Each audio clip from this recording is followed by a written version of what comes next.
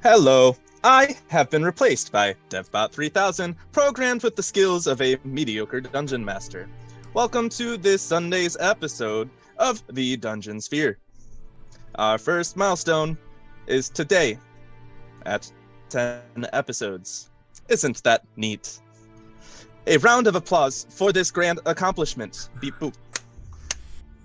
Also, I'm offended.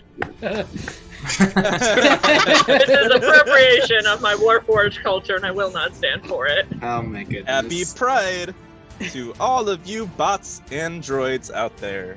Beep boop. Boop beep. And now to Melissa. Oh, was that it? Okay. Melissa's Okay. is below me for the recap of last week's episode. Got it. Okay, ready? Previously on the Dungeon Sphere. So, team...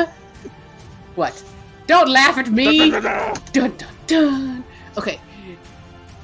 Team Reaper handily defeated the Cursed Fomorian and made their way to the level 1 rest stop, gaining power with each step. I.e., we're now level 6! Yes! Okay, anyways. Next. So, here, each member of hashtag Team Reaper got to work on their very own signature move, all except for Restless, since someone couldn't be here. Keeping your job is so overrated. Let's see. So, Brena, that's me, walked into a room all by myself, and was introduced to Alerts, a simulation to figure things out, and pulled out all our ancestors for council. After testing out the new Clash feature, 3 options for the signature move were demonstrated, and one was picked, which is the Ironbeard Tornado. And then the ghostly Ironbeard clan plus me had a knockdown drag-out fight and commiserated for hours, and it was amazing. Canary,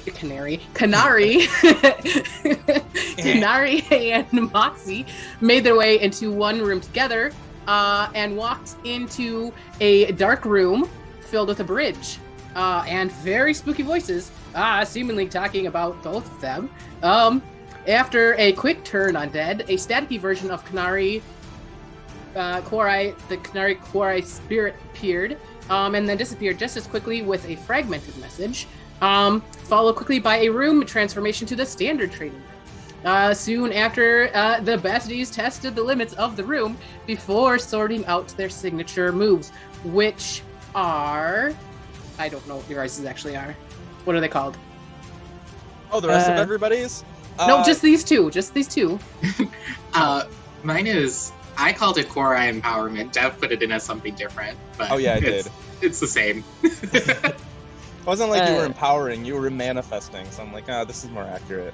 Well, I made it. Yeah, so... screw whatever you want to call it, Wyatt. But it can change back. My artistic license has been violated numerous times by the one, the only Dev. He's a robot. What do you expect from him? Yeah, it's true. Oh, love you, Dev. Why backpedaling? And Meg, No. called Righteous Fury?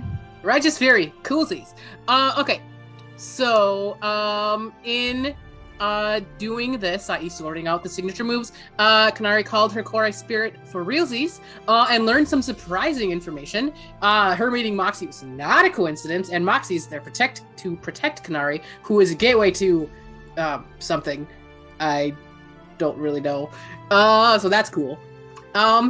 Lastly, Umbrin, after initial hesitancy in entering the training room, entered with trepidation, not wanting to see what it would show him. After working out his special move called... The Puppet Master's Embrace. The Puppet Master's Embrace. Or just Puppet Master's Embrace. No, yep. On apparitions of the Thralls, Umbrin tried it out on several members of Team Netwalker before summoning Brena and Vexel, but being unable to attempt it on them. He then summoned Lord Solonia and was not able to control him, instead being wrapped up himself.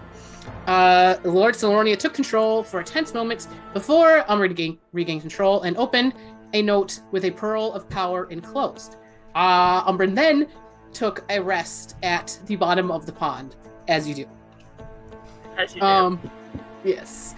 Once everyone exited their trainings, Quentin let Team Reaper know that they can watch replays of past events. And we all went for dinner of Warmhammer smashed potatoes, among other things. While revisiting the Nightwalker fight, Kanari and Brena had a conversation about not holding on to failures. Interrupted only a couple times by cats being fed. And then the group finally went to rest, though Brena, we rewatched the opening blow from the stupid click-clack Kenku over and over again. Anyways, the next morning, the team, sans Vrexel, headed onward to level 2. Exiting a gothic castle, Team Reaper entered the Haunted Lands, which was super spooky. And went on a path, and this is where I don't have any more. So freeform. So we went on a path, and there were creepy spiders that. Remember, you got chased by a bunch of spiders. Yes, yeah. spiders, also, but don't give away what we're gonna do next, because Jacob hasn't seen it yet. Rexel doesn't know. No spoilers. No idea. No spoilers. So spiders bit people. It was no bueno, but we went across the river. And got away from the giant spider ball. It was real gross. And then there was a graveyard, and that's where we're not starting today because we're going back to the rest point. Because someone's still there. Don't you love when your recap takes like 20 minutes? It is only You don't even have to 7:06. watch the show. Just come back next week for the first 10 minutes. Don't tell you what happened. That's bad. It's only 7:06. I think I did pretty good. Everything. Well, I mean, just in case people show up and this is their first time, you know, it could be helpful. So yeah, so everyone had left this safe zone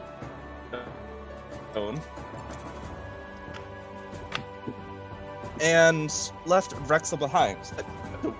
The alerts, those it says my internet connection is unstable. Am I? You were low. Yeah, you're I low. was My like, dead is body? it me? Is the DM finally gonna disconnect? I thought it was me, No. so yeah, good thing. No, I could it's see me. I it don't know was what's Deb. up. But so anyway, the alerts training system, that's actually redundant, it's just alerts, is a simulator that lets anything you want become reality in here. It's not real reality. If you've ever watched Steven Universe, it's kind of like Rose Quartz's room. But where was I going with this? Oh yeah, time is different. So time is like severely slowed down in these rooms. So Vrexel has plenty of time to do as much training as he needs before he can depart and whatnot. So we will go to Vrexel in the alerts room. Yeah. And we'll begin.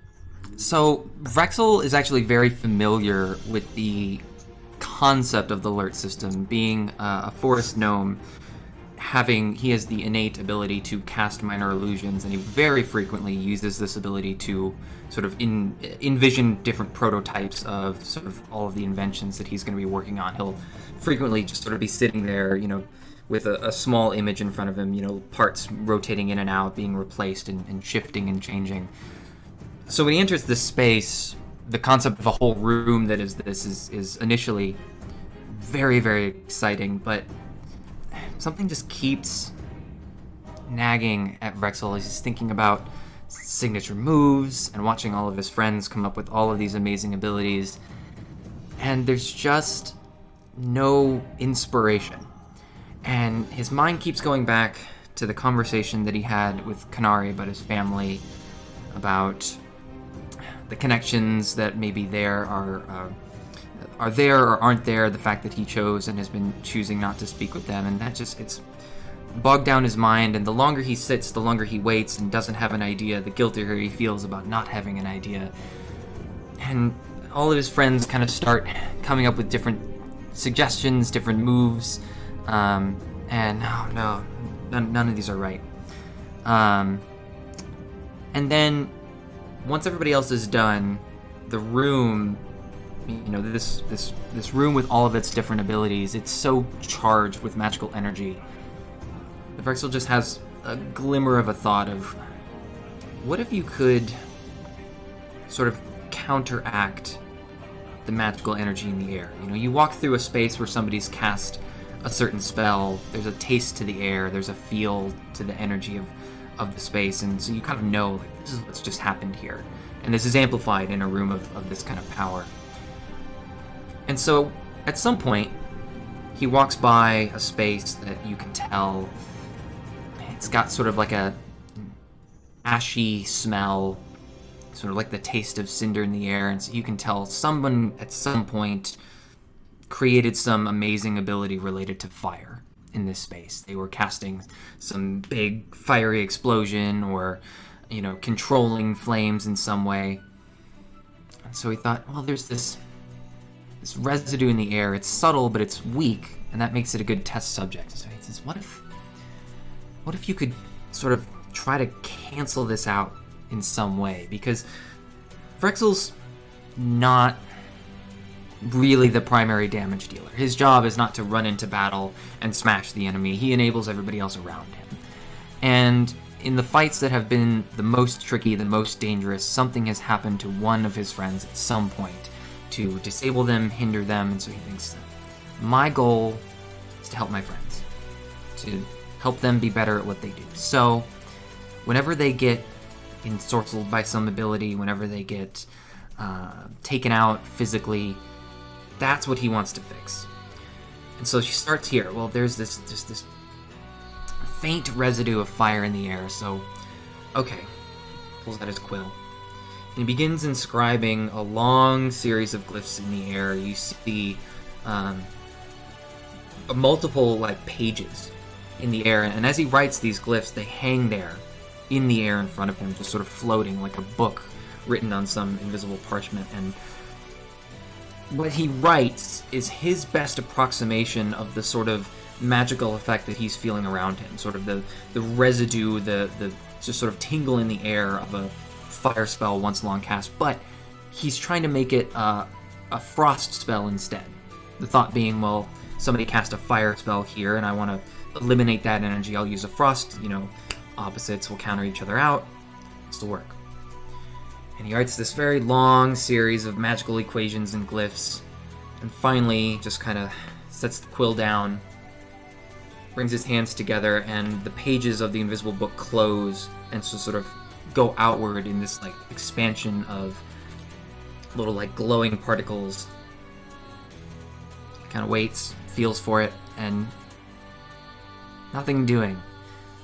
Now he just feels two magical effects. You can feel the fire, but you can also feel the frost in the air at the same time.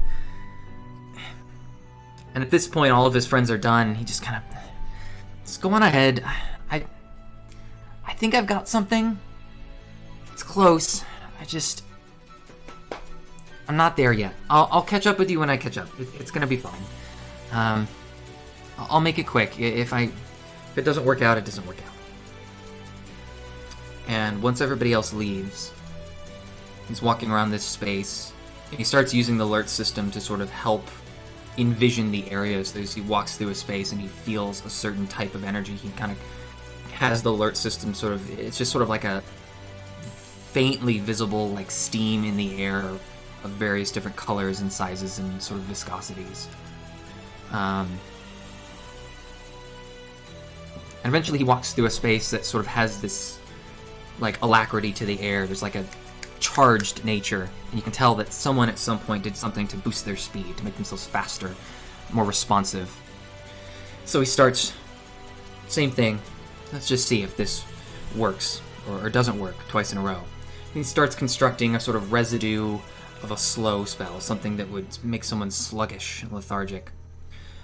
And as the glyphs begin to hang in the air, sort of feeling like, oh, this isn't going to work either. And he gets about 2/3 of the way done or so, and something doesn't quite feel right. So he walks around the glyphs. The glyphs sort of hang in the air behind him. So he walks forward into the space and kind of like tastes the air, puts on his little goggles, looks around, pulls out some weird nonsensical instrument and kind of measures. And as he goes to turn around to the glyphs that are hanging in the air, he sees them now from the other side. Because they're hanging in the air, they were facing this way. And now seeing them sort of backwards, mirrored.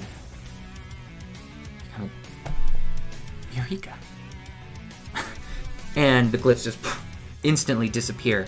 And he begins pulling out his quill, and he starts writing again even faster, but this time he's not writing from left to right, top to bottom, the way you would on a book.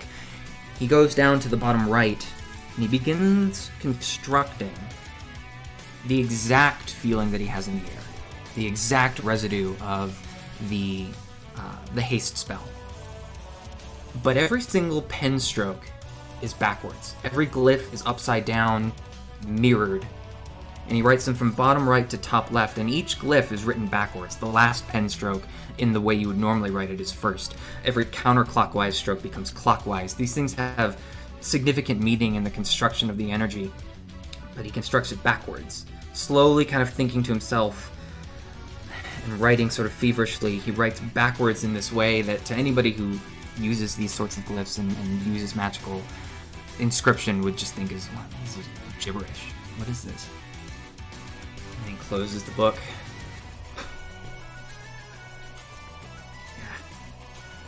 And it's gone. The original sort of effect in the air has vanished, and he has this moment of, I can upscale this. This can be something. This will work. And he takes a couple more efforts at this, kind of dispels a few more areas, and he goes around the whole room until basically the whole room feels like it's brand new. It's got that brand new smell.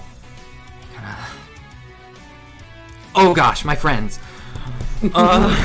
And he has this moment of, oh gosh. And he starts packing up his things, and he doesn't entirely even really know where to go, so at some point he's probably like wandering around feverishly. And then we left you the animal messenger so you could send us a message when you got out. So at some point it's like, well, when he doesn't know the door, and he finds the door, and then right before he leaves, thinking about sort of what originally weighed him down, he stops, he takes a really deep breath. He just sort of turns around and talks to the air, and he just says, Mom, Dad, I know you're not watching. I know you don't approve, but I figure if I do die, this will probably make one of those like post-death montage things that they make, because they're really good at those. They're really good at the storytelling and pulling at the heartstrings. I mean, the twist with egg, who would have seen that coming? But I just wanted to say thanks. I miss you. I miss home. I know you don't approve, but I hope you understand. If I didn't do this, no one else would. No one else knows how important this is. Nobody else is in this position, and I don't begrudge you your normal everyday life sitting at home with your books. I envy that. But if I've read anything and learned anything, it's that when you have the chance to be a hero, you have to take it. And I have to go help my friends. And then he turns, walks through the door, and sends the animal message of like, okay, where'd everybody go?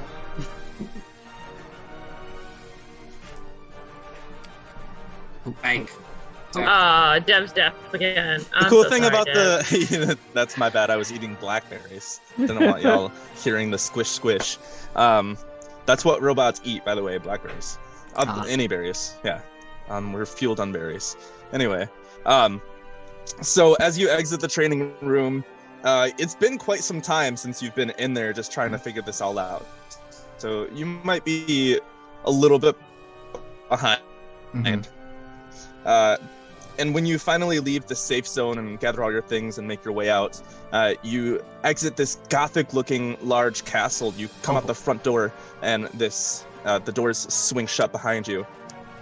An iron gate beyond this land, this property.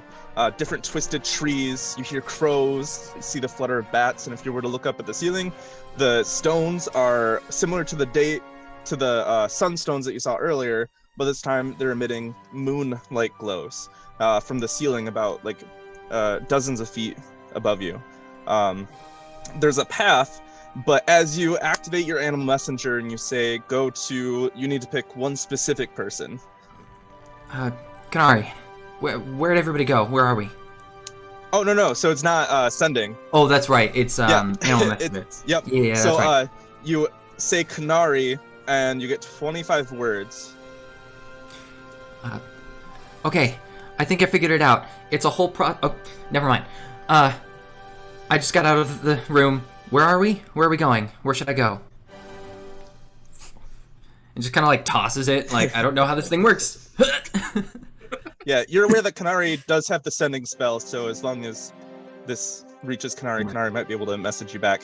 Or you could follow it because I was gonna say, knows where Kanari is. However, you do have to specify location, but you could just say here in the dungeon sphere. Yeah. And suddenly, as you finish your message, as you designate who and where, this bird opens up its wings.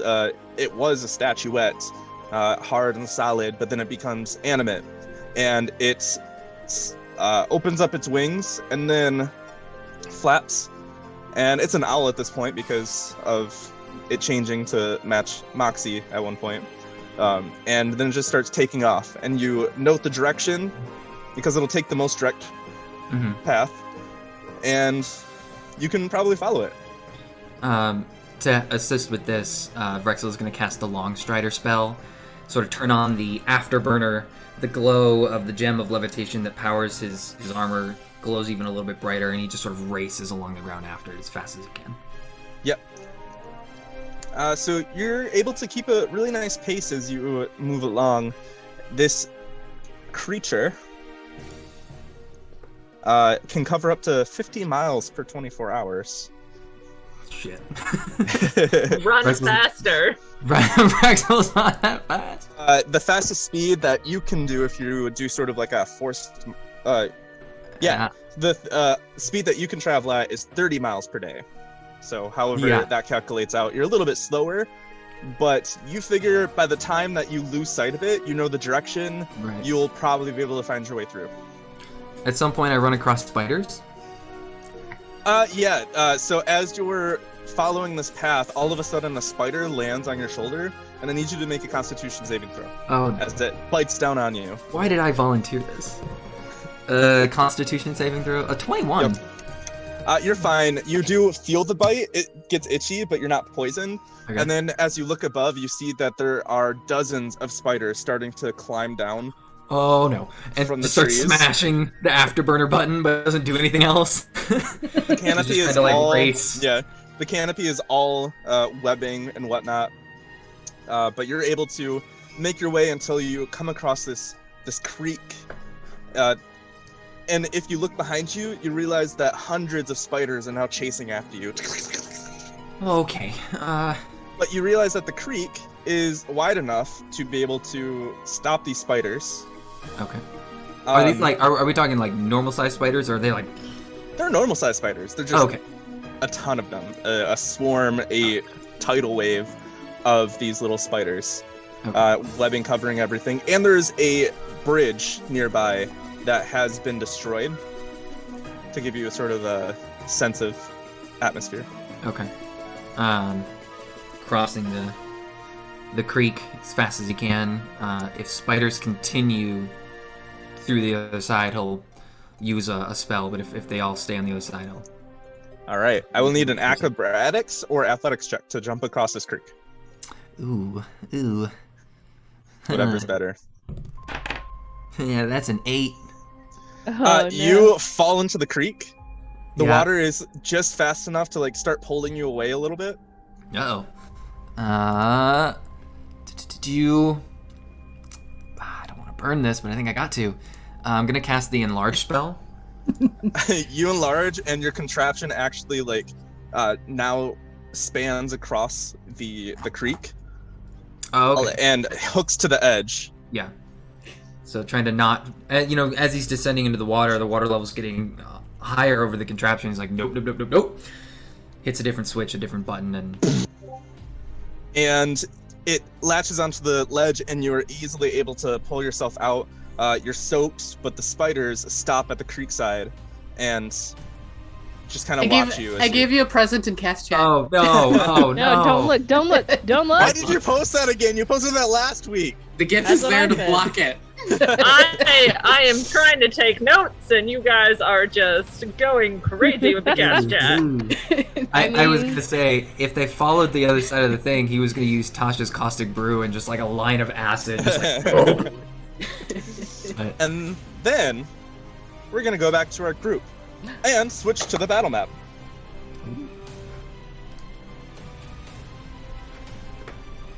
I need everyone, including Drexel, to roll an initiative roll. Who did you give Vigilant Blessing to, if anyone? I'm gonna give it to Brayna.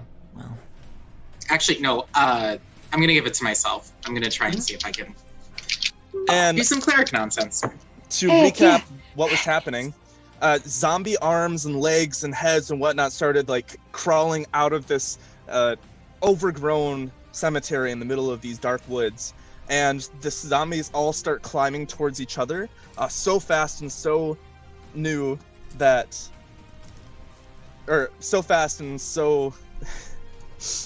I read Snob's comment that said I'm new, and that's what I said. So fast and new. Yeah, fast and new. Fast and chaotic that you barely have time to react as the zombies start piling together and almost forming this like almost tornado-looking abomination until two appendage-looking things branch off, and the giant zombie clot, the huge zombie clot, stands in the middle of all of you. Gross. And did anyone roll over a 20? Bam! Can you read What that? is Can you that? read that? Is Can that you a read natural it? Can 20? you read it? It is. Oh, It is. what'd you So that's a 23. 23 for Brana. And what did Umbrin get? 21. 17 plus 4. All right. Which is great because the zombie clot rolled a 20. Ooh. And who rolled between a 15 and a 20? Oh no. Who rolled between a 10 and a 15? Or 10 and a 14? I got a 14. Okay. Vigilant Blessing and you only get a 14? I am a cleric. I don't roll well for initiative. We all know this. There's just going to be a compilation. Kanari's last in initiative, I think, for our stats. You are. Yep. I have a 10. And, okay, 10 for Moxie, and then Vexel, what did you Seven. All right. I mean, Middle of the I'm not pack. gonna be there for a minute anyway. I came third. get? All right, so that means that we now move on to Brayna. Yes. Brayna, seeing this thing come up, will yell, "That's not how you become ancestors!" and rages and runs. That's your one-liner? Got it. Nailed it. Brayna's a super smart guy. She's got all the one-liners. And has raged and is going to recklessly attack this thing. For, a 19 on the die for 27 to hit. 27 to hits. For 3 plus 6 plus 2 is 11 points of damage on the first hit. And the ancestors have come out because raging. And if he tries to not hit me, or it tries to not hit me, then With an attack roll. disadvantage. Yep. Also, reminder, keep track of your stats. I will keep track of it tomorrow when I Or rewatch this rewatch episode. it and send them to me at the end of the day.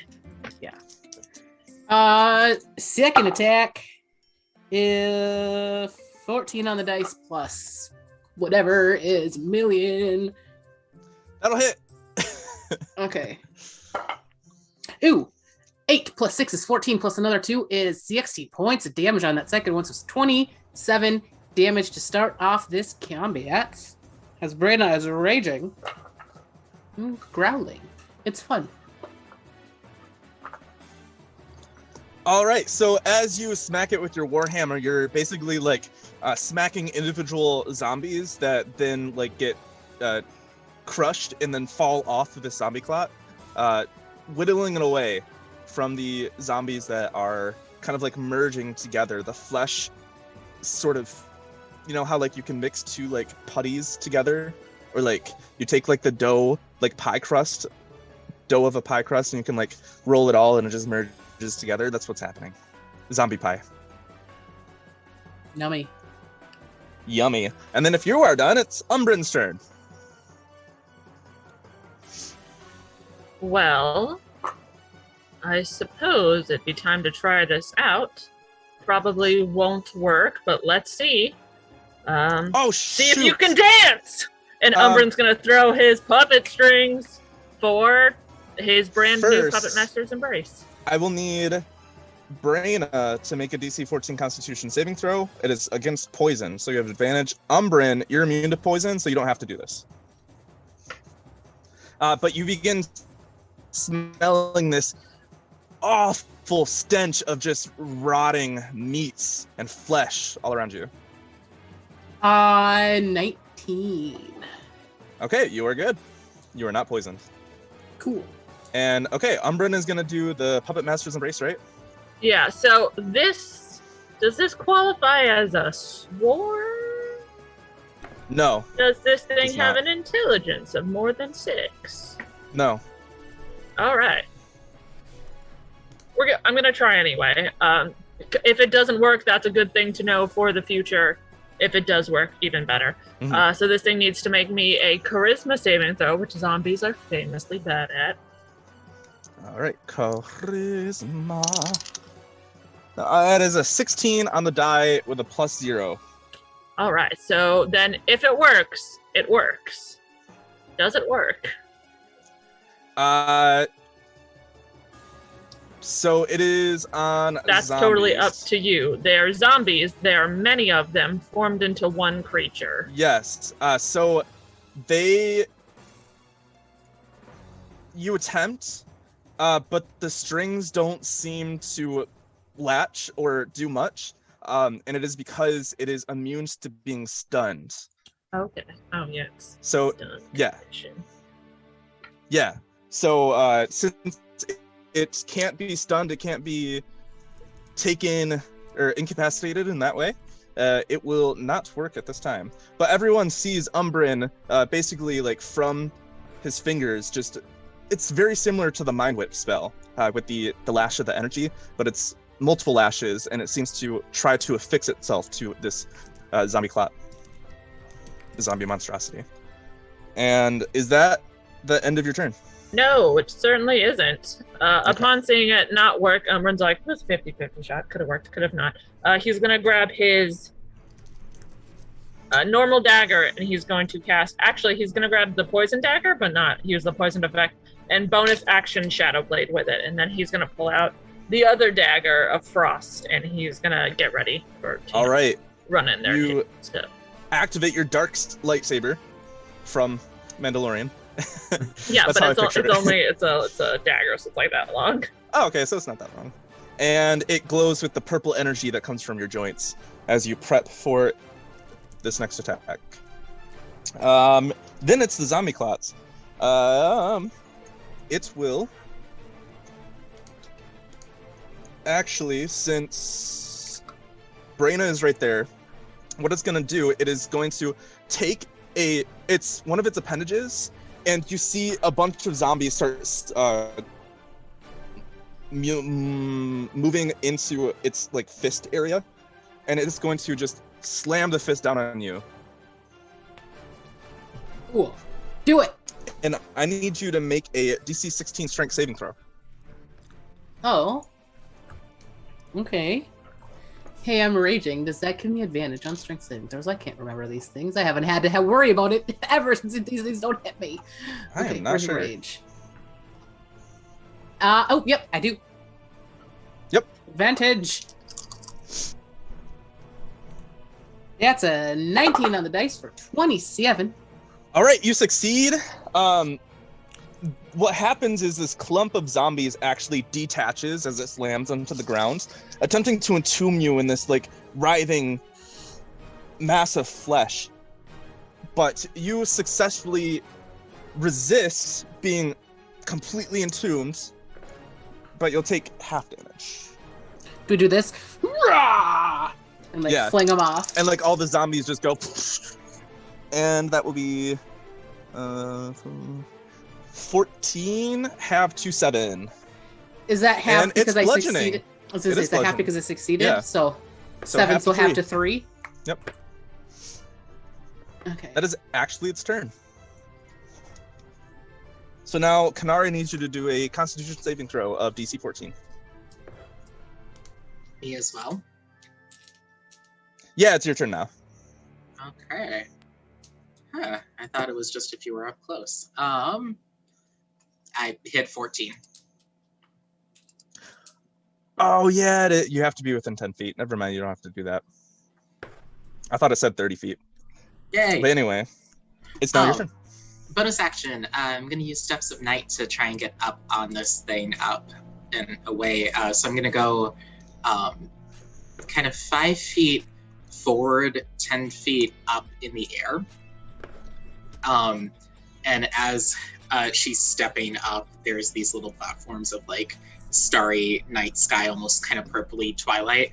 As she runs up, and she's going to hold her holy symbol of Celestian, and she's going to channel divinity to turn undead. All right. So I need a DC 15 wisdom save. DC 15 wisdom. That is a 4 on the die. It will fail. Great. So each undead that can see or hear me, since it fails, it is turned for 1 minute or until it takes any damage. A turn creature must spend its turns trying to move as far away from you as it can, and it can't willingly move to a space within 30 feet of you. It also can't take reactions, and so it can only use the dash action, or if there's nowhere to move, it can use the dodge action. Wonderful. I did not make this map big enough. And Kanari's gonna say, well, what are you saying as you do this? I'm just gonna say, I think it's turn, don't hit it. Okay. I'm moving it away. Then Brina won't hit it. Are we running then? I just did it just because I wasn't sure if we were down a member. How much does it look hurt with the damage that I did to it? You're unable to tell. That one zombie looks a little hurt. That zombie looks like, he's okay. That zombie looks not too great. That zombie up there, he could. That's what you see. And I'm assuming I don't kill any of them, even though they are individual zombies. Correct. They are one entity at the moment. Yeah. And then, after Kanari, it is Moxie. Moxie, you hear Kanari yell, "I've turned it! Don't touch it!" But you still get to do whatever you want. I will go ahead and Moxie will move up a little bit. But I'm gonna hold my action.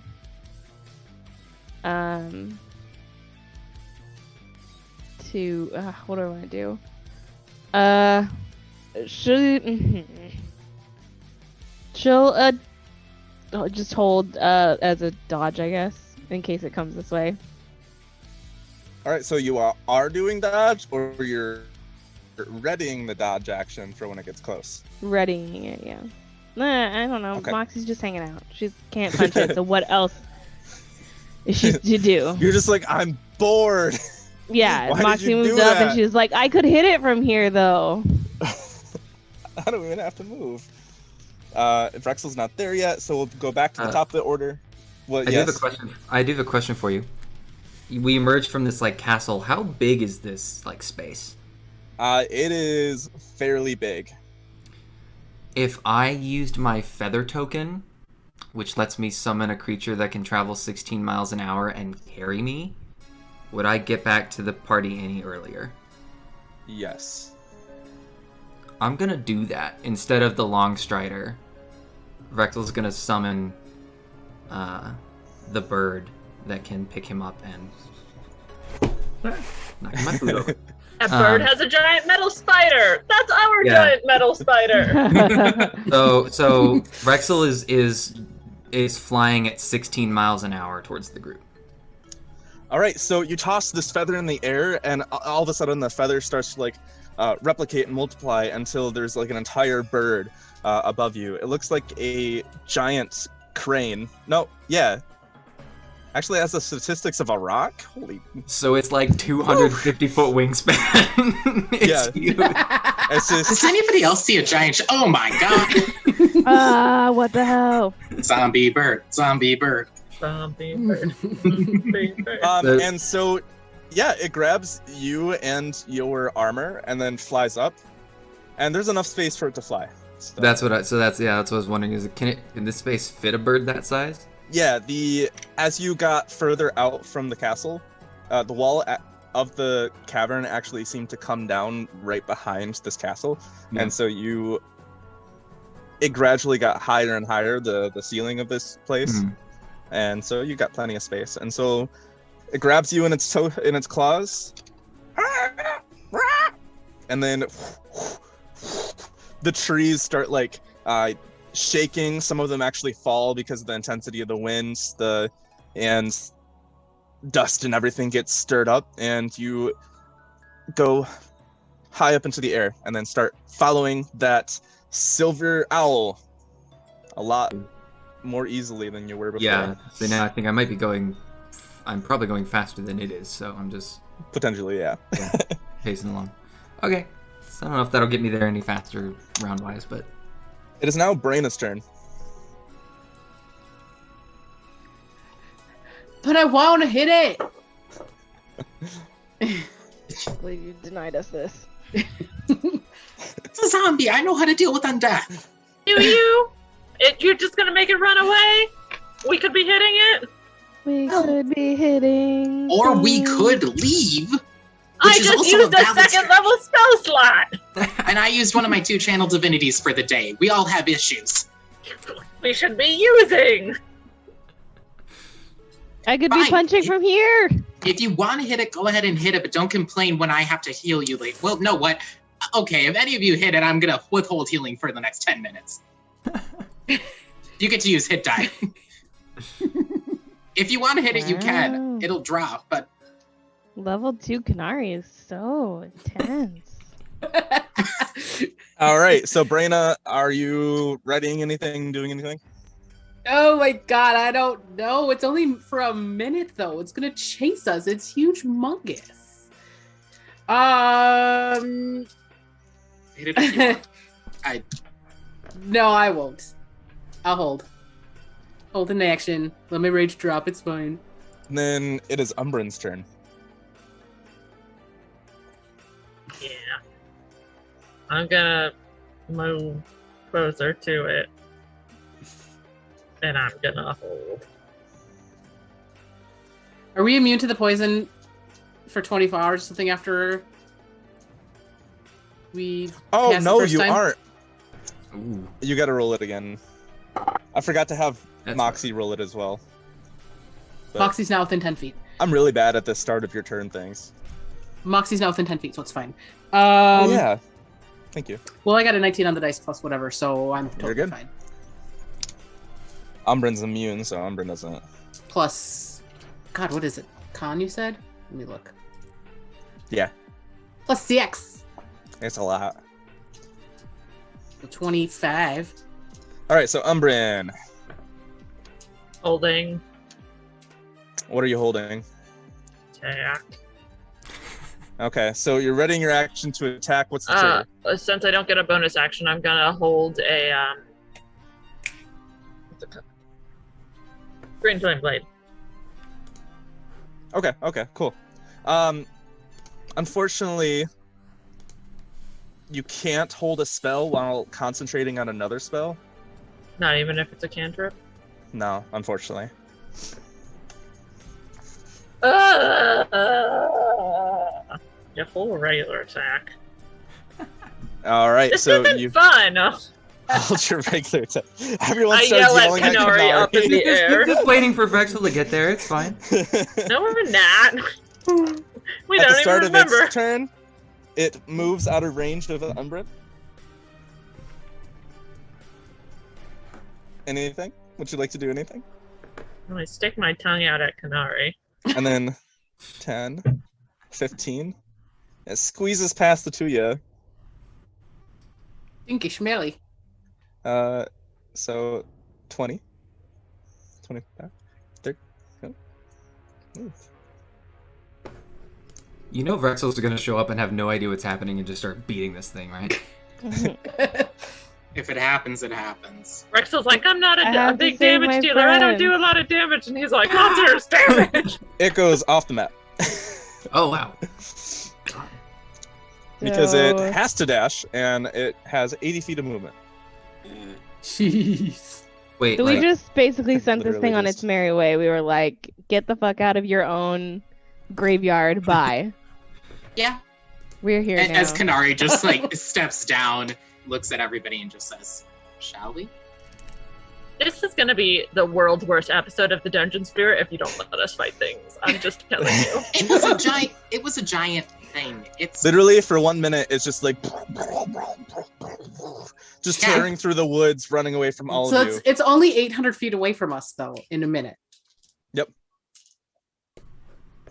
That's not very far. Should we be ready to like start attacking it from afar as it comes back, or are we going to get the F out of here? After And the sorry, zombie that was thoughts turn, totally in Brenda's accent and not. it me. is now... it is now... Canary's turn.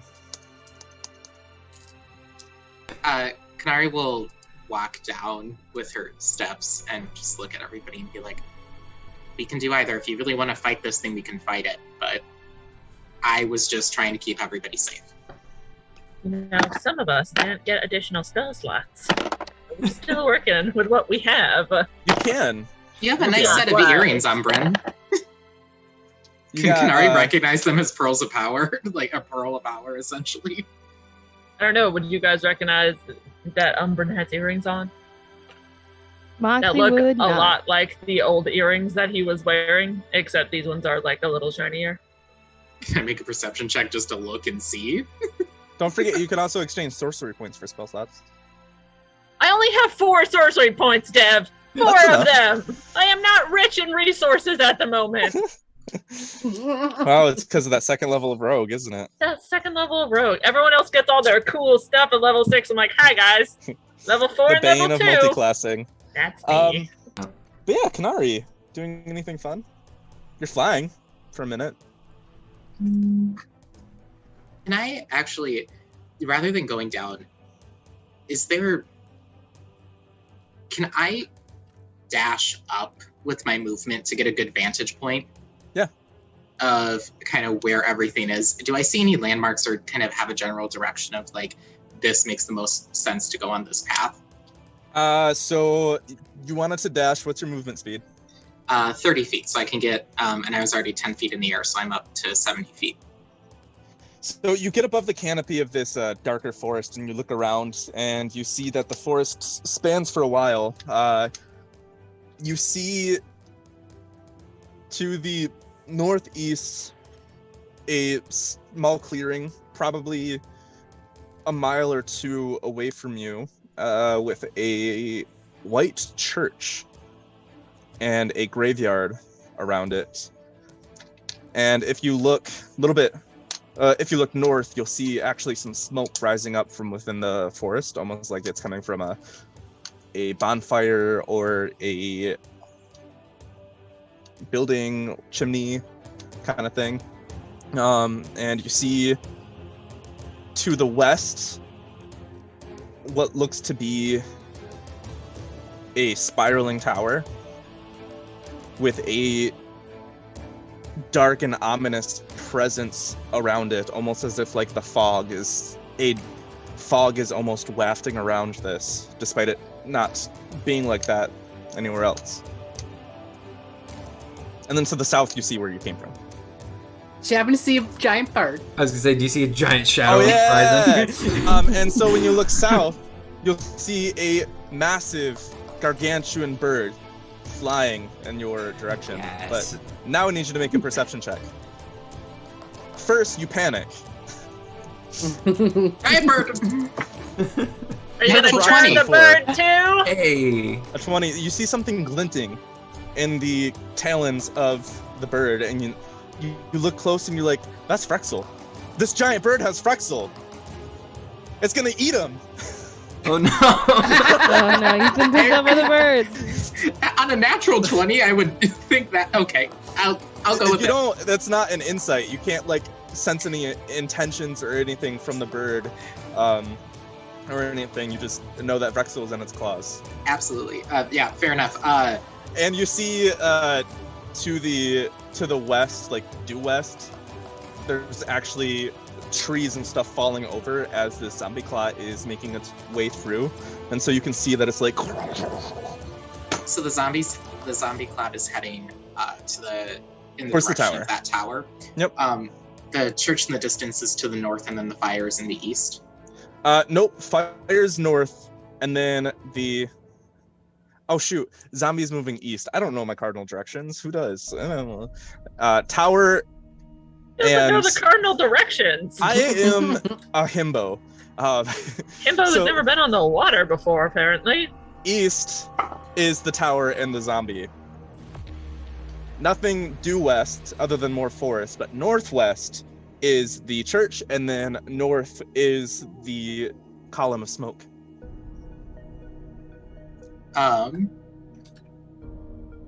Kanari will shout down.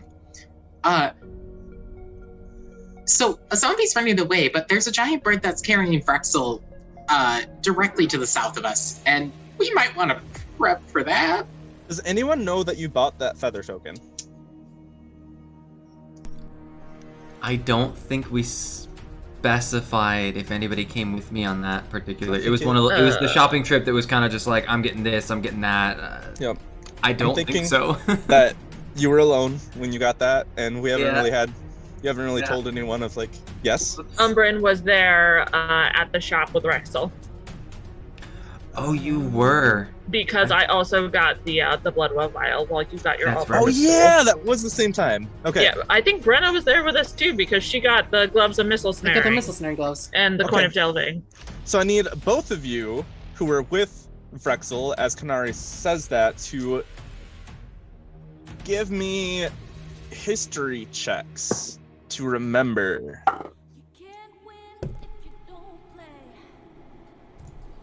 14. 16. You both remember that he bought a feather token, and it's up to you to determine if you can connect the dots. I will say Brexel bought 2 feather tokens, so it wasn't like I'm gonna buy this one thing that makes a giant bird. It was like, oh, those both look like they're, you know.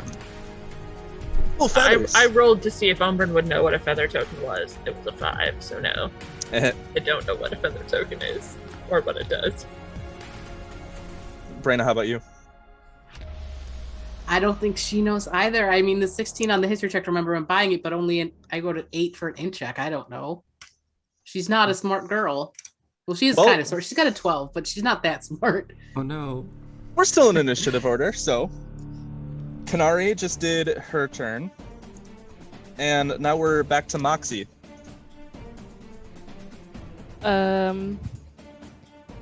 Moxie is hanging out. She's just ready to dodge somewhere out of the way when the bird lands. I got nothing. She doesn't really have anything to throw. That tattoo, while fantastic, can only grant her 15 feet. She's just waiting. All right, so you are waiting, and the Vrock's fly speed is 120 feet. So, yeah, on Vrexel's initiative, you actually are getting fairly close to this group as it's flying towards you. Kanari, it's heading straight at you. Kanari, do ascending. It's not my turn. The bird's probably faster than Or no, I'm probably faster than the bird, so I'm right next to... So Kanari hasn't gotten my message yet. And then the silver owl is like tailing behind, actually. Yeah. And then we're back to Brayna. Brayna has fully like come down off her rage. And Said she's bye like, to your ancestors. bye guys, sorry, I rolled really good, but you guys are going away now. Okay, so what are we doing? Do we need to kill this bird? I don't know, it's flying directly at me. I should move. No. Umbran's turn. Umbran's turn. How far away is this bird from me? I'm the only one with decent range, apparently. Let's say it's around 100 feet. Oh, it's really close. Mm-hmm. Oh, yeah. Ooh. I think Brayna has a javelin ready if something happens. And the zombie will continue running through the forest.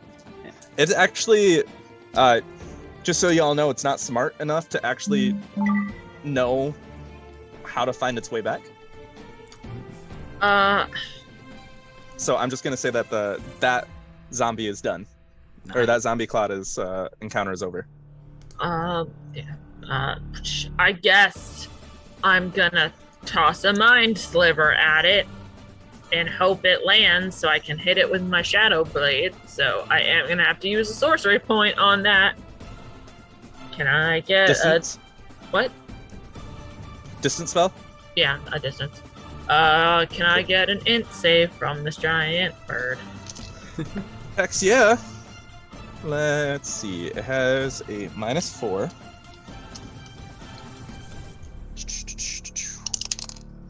That is a 10, so -4. That is a 6. It fails. Well, it's gonna take 6 points of psychic damage. It has Suddenly, the rock squawks and like shakes a little bit. Vrexel, I need you to roll me an athletics check to maintain your position on this rock. Ooh, that's with a -1. That's a 6. So with this mind sliver, it actually... For what it's worth, the bird also has a negative d4 on its next saving throw, and it is cursed on strength checks. It's been cursed. So, Vrexel, you begin falling from the air. And I did it, guys! I've saved him! You're welcome! 80 feet up. I do have feather fall prepared. Kanari sees Vrexel fall. And immediately you see just like this like puff of bluish energy come out underneath, like a, when the space shuttle comes through, it's like the heat shield, like comes out underneath, and it's a parachute. The fall slows. And all of you, I think, at some point have seen this effect from Vrexel, so. Mm-hmm. As you fall, the rock will actually fly around and then fall. Yeah, doesn't it obey my simple commands? Yep. Catch me, catch me, catch me, catch me! If that's a strength check, it has disadvantage. I'm helping! We're saving you! I will have it go on your turn. So as you yell out, "Save me," as part of this reaction. Simple command, catch me! We'll see what happens. Yes. And now we're back to Kanari. I don't think I've ever felt so bad for a plan going right. So dumb. This is ridiculous. Yeah, I'm gonna use a 3rd level sending, just to. Well, aren't you Oh, to who? To Vrexel to ask. Aren't you really close now? If he's 100 feet out. Yeah, how far am I? If I have momentum, am I still? That's a. Let's just say that you're still 100 feet out. Okay. You could yell to him. Yeah, we all heard him yell, "Save me!" Catch me! Catch me! Catch me! Catch me! He wants you to catch him, Kanari. Yeah, you don't know that he's talking to the bird. Kanari will run. She'll dash to get 60 feet, and she's going at a diagonal, like she's running down the stairs, like trying to like get underneath Rexel. Her chainmail's just bouncing up, and she's like, "Are you okay? Is that rock yours? Is it?" Not you! As Rexel. So, I don't need to catch you. Now it's Moxie's turn. Moxie's sat back at this point, got some jerky out. Beautiful chaos. She was just watching the whole thing from down here. It's pretty interesting. And she's contemplating whether using some of those mushroom spores at this point. Yeah. She hasn't yet though, but yeah, no. I'm just chilling. She's good. We're waiting to dodge something probably. Cannot handle this, you guys. We cannot.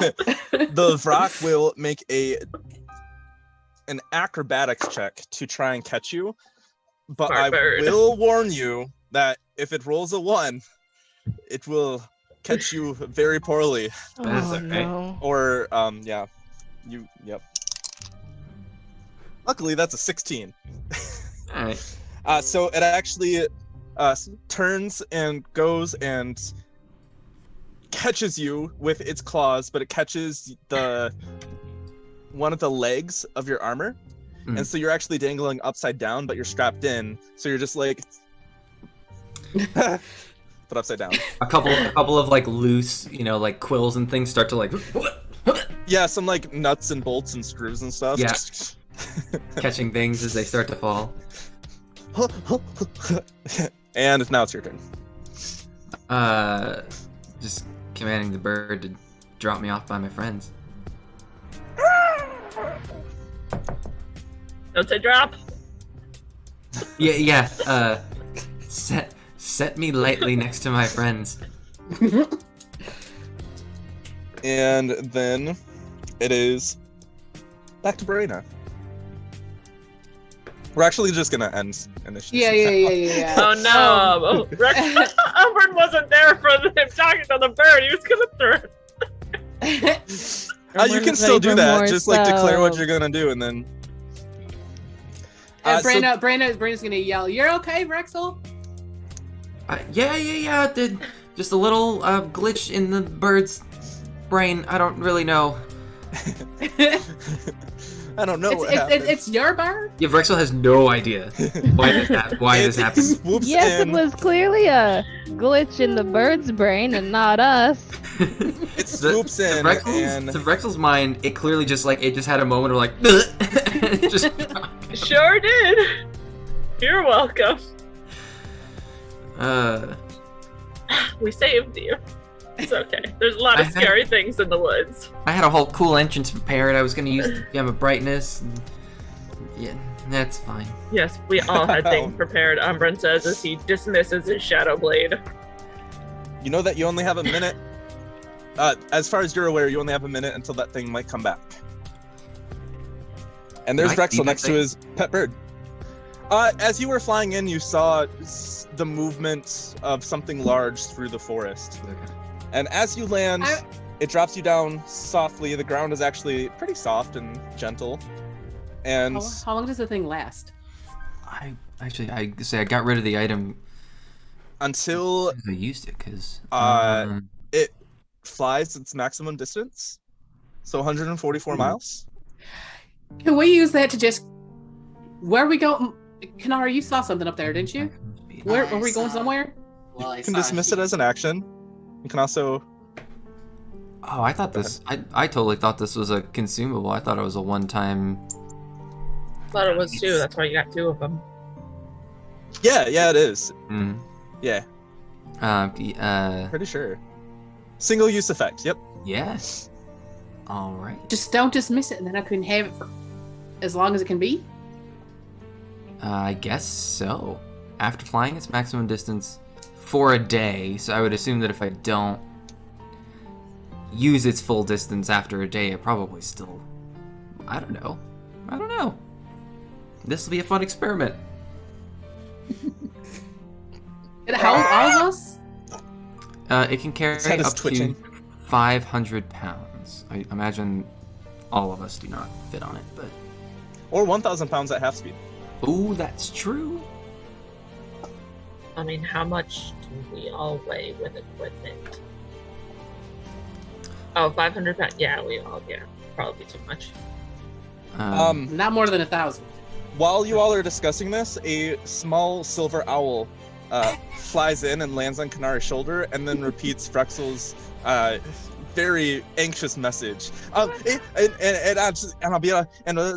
And then turns back into a figurine. You got the gist of it, though. Yeah. Okay. I just won't use Turn Undead anymore if that's what the party has decided that we will do. I feel there is a good time and place for it. Like if we're being overwhelmed by things. Yeah, I feel like if there's only one, then we don't maybe need it to run away. We Turn Undead for just one monster, for one undead? It was a giant zombie being. It's like a thing made of giant. You know, like when there are. Did you go through the spiders? Oh yeah. You know when like spiders all kind of cluster together and like they do all that weird. They make one giant spider. Yeah, this was a zombie swarm. So I thought it was justified, but yeah, it's the first time I've ever used that for anybody because it's the first time that we've actually gone up against undead here. It's be very useful amongst character Moxie. Kanari, just maybe not just with one thing. Time and a place, as they say. Yeah, time and a place. Sure. Okay, I neutralized an entire counter and did something cool for once, so... It was great. Very cool. We appreciate you, Kanari. You've done many cool things in the past. Yeah, I know, and I've gotten belittled for many of them. And Kanari's just going to turn around and start walking north. She's young. Drama. There's time to learn for her. You're only 2 years old. Kanari shouts as she's walking. Like a couple weeks ago, guys. Isn't that exciting? No one was here to see it. Kanari's just walking north towards the church. Northwest. I guess that's northwest. Runs after her and is like, I was only joking. I wasn't. And actually, that's where we're going to take a 10-minute break. So early. I have to pee really bad. We've talked about this always have to pee. I'm sorry, but I mean the comment's done. This is a good natural break. I actually waited quite a bit. Okay.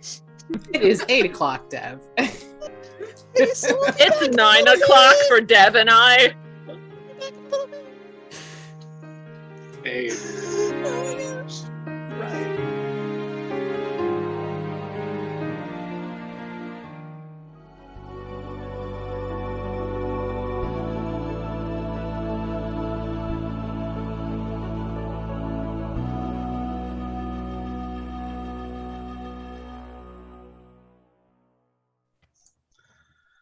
So as I was saying,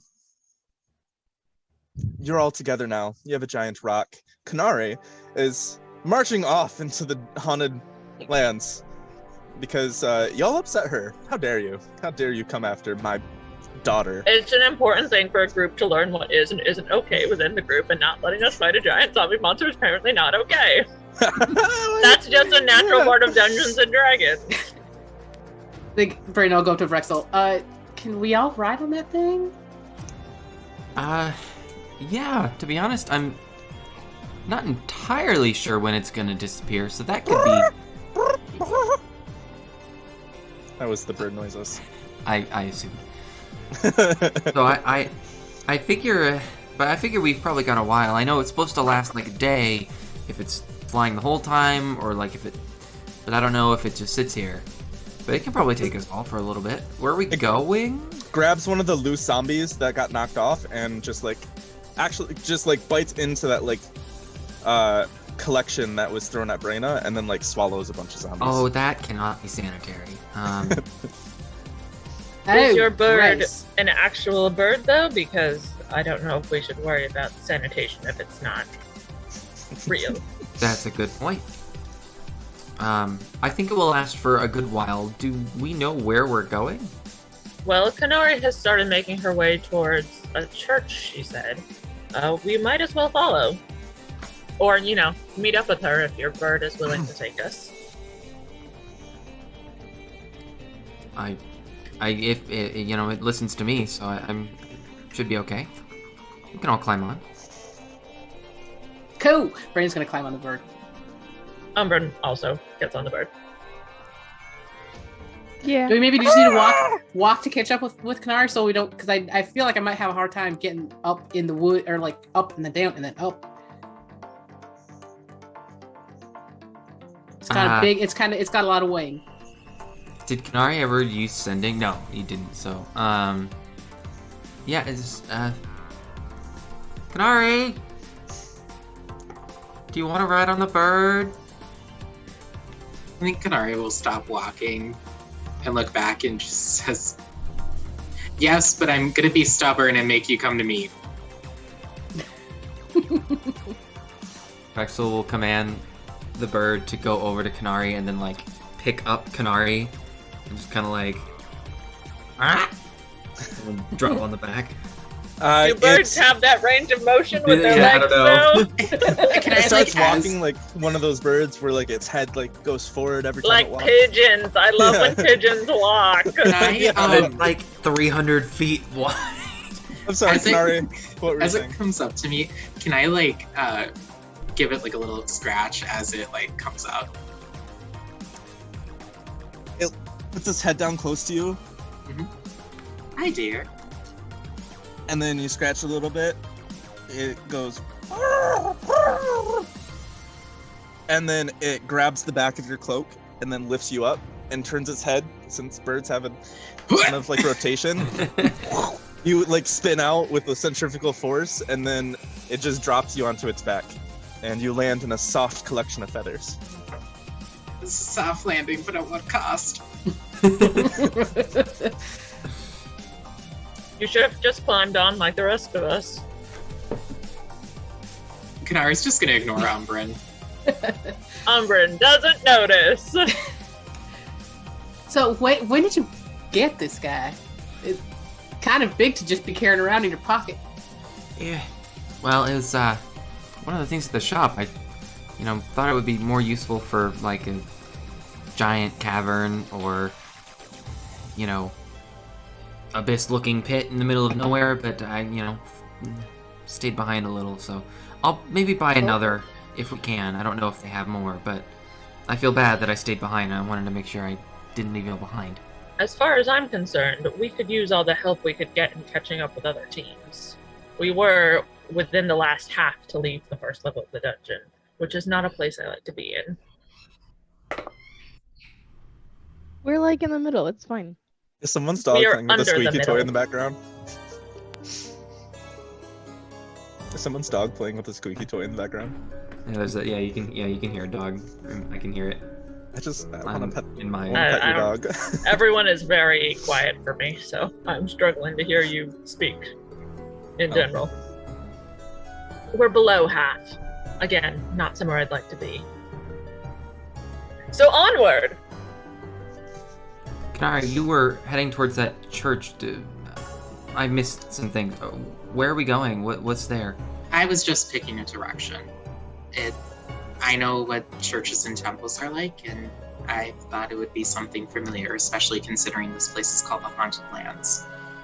If we have a chance for consecrated ground, it might be one of our best options.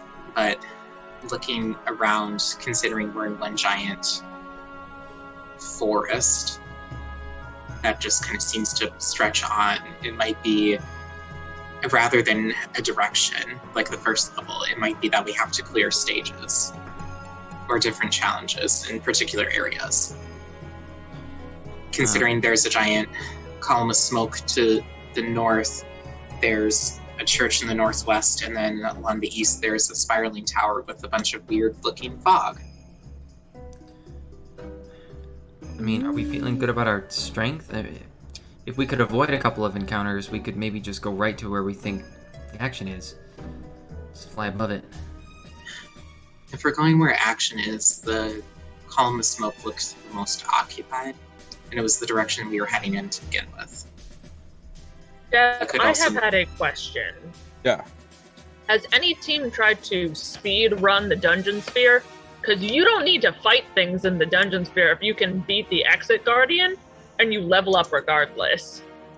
From what you know, teams have attempted to do that, but because they've been lacking magic items from not doing the challenge rooms and just trying to speed their way through, they have either been killed or gotten stuck and unable to defeat an Exit Guardian. So they had to go back to challenge rooms to collect magic items and attempt again. We don't have to do encounters if we want to skip past any fights. It could be useful while we have this vantage point to, if we think that an Exit Guardian is in a particular place in this space, just scope out the situation once. Or if we just think that something is, we're going to end up there eventually. Isn't it really in our best interest to find a door to the checkpoint? So that we can meet up with the extra teams? That's right, we do have some potential meetings. Vinia said they were still in the... Well, at least Team Phoenix was still in the checkpoint. Or she just said, when I messaged her, it should be, they'll meet us there at some point. I told her, well, I'm sure she'll send if they decide to do something different. If we do have the rock, we might as well... We could scope out all of the landmarks I saw, and maybe we'll see some more on the way. Though I do think if we get close to the tower, we might be in for a wild ride. How far apart are all of these things? Miles. The church was like 2 miles, the tower was probably like 6 miles, and the column of smoke was probably between 1 and 2 miles. But even then, I mean, at 60 miles an hour, that's 5 minutes, 10 minutes, that's dash over here, check it out, dash over there. So, we could check out all of these things before this thing needs to rest. It has to rest for an hour after it flies for 3. Also, be aware, if we are flying, other teams will see us, which would make us easy to be shot down if they decided that they wanted to fight. So, while it is a great vantage point, it could come with a large risk. Well, what if we just fly higher than they can shoot us? Magic can be very far. Also, we'd be easy to track. If somebody wanted, they could just follow us. If they could see the bottom of a giant bird, they wouldn't even know we're here, because we're all on top of it, right? Flies high enough, we might be able to avoid detection. They'll just think it's something of this level. I could use minor illusion and give it big, glowing undead eyes.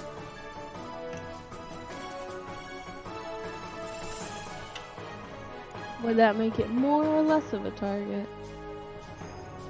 I feel like if I saw an undead rock,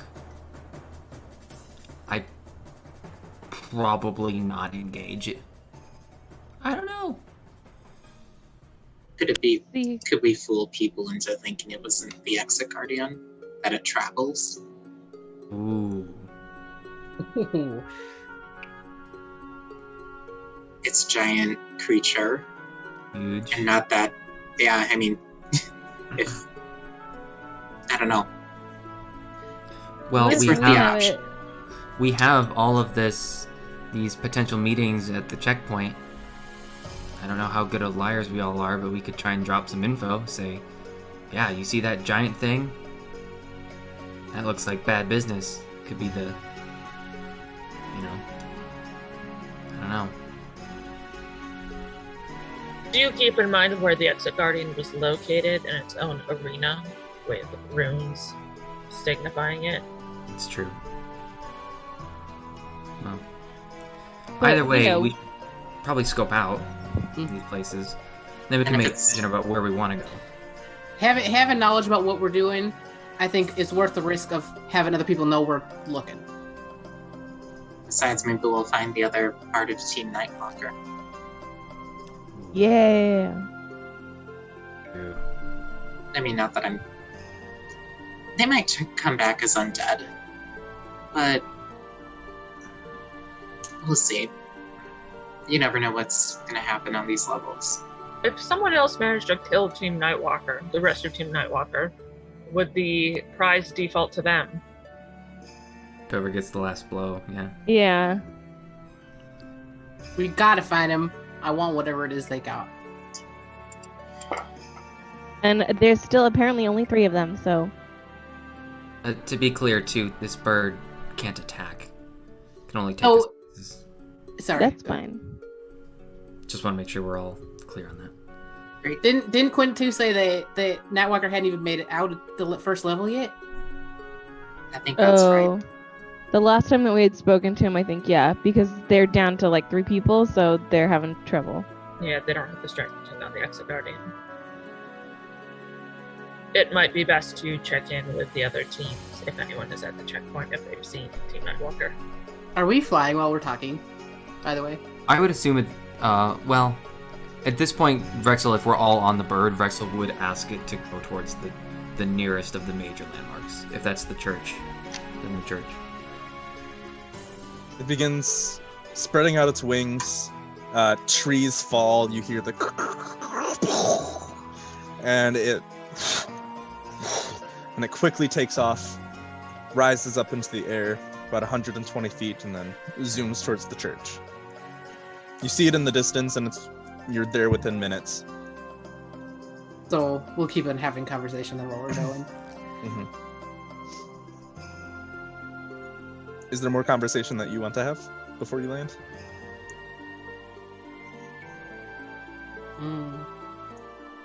As you land, you see that this church is a small white chapel with a single door, probably a single room, maybe a side office, the pews, the kind of traditional creepy white church with the bell tower, and not a cross on top, it's actually a sun. Hey, Lore. I do a religion check to see if I recognize the holy symbol. Mm-hmm. Okay. Go ahead. Guiding myself.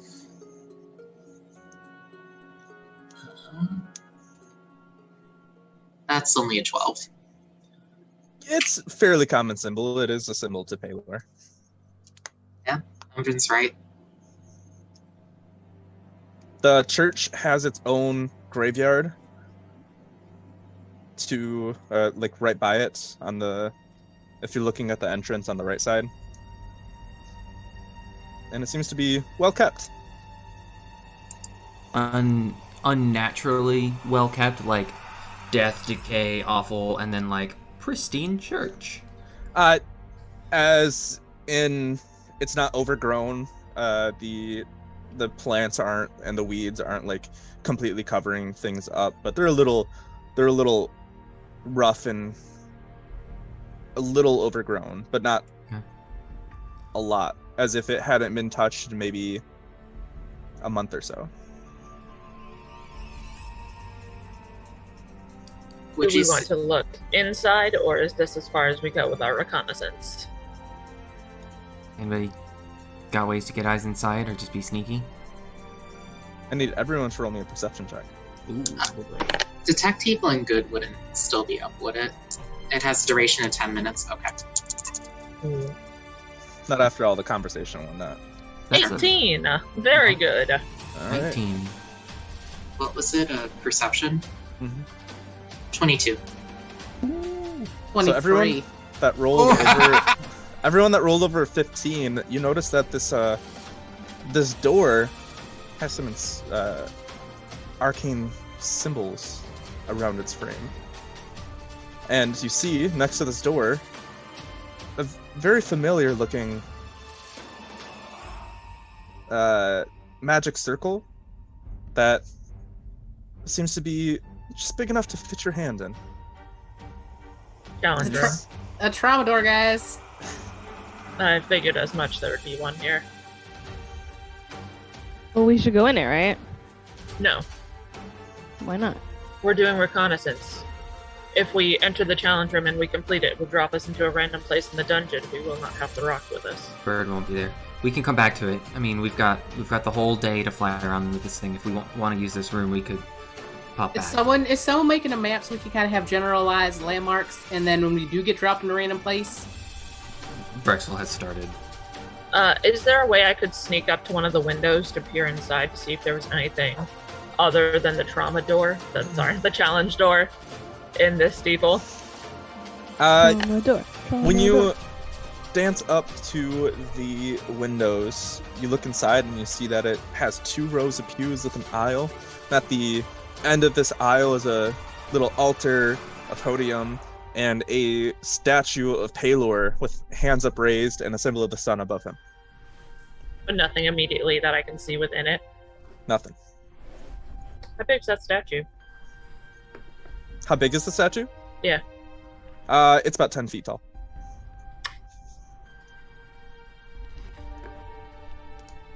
What? Also, Vrexel, do you have cartographer's supplies? I do not.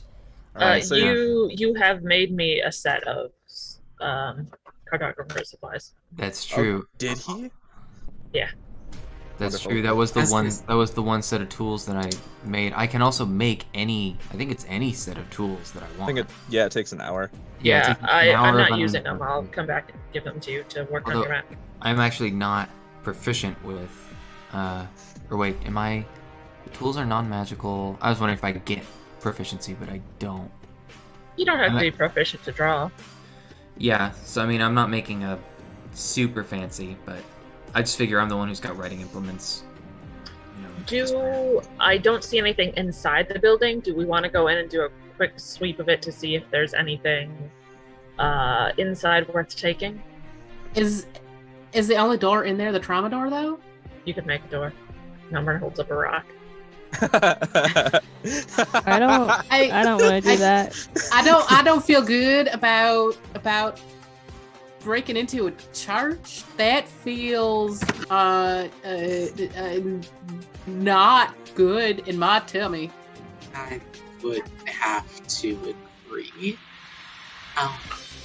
And I mean, I'm not entirely sure if it would be good necessarily to break into a church, but it could be trapped. I mean, just because we don't see any glyphs or anything out here doesn't mean they don't exist. It could also open some weird dimension. It's just a show for the trauma door. Right, because I was gonna say the trauma door is on the outside of the building, right? So I wouldn't think that the challenge would be inside, because it seems like it always takes us somewhere else. No, not a challenge inside, but just as set dressing, Right. anything that could potentially bear coin when we get back to a checkpoint. That's fair, yeah. Okay. I mean, we're coming back to it anyway, so why don't we say no for now, and then if we really feel like we need to. Can I do a quick rogue dash around the building just to see if there is another door to get in?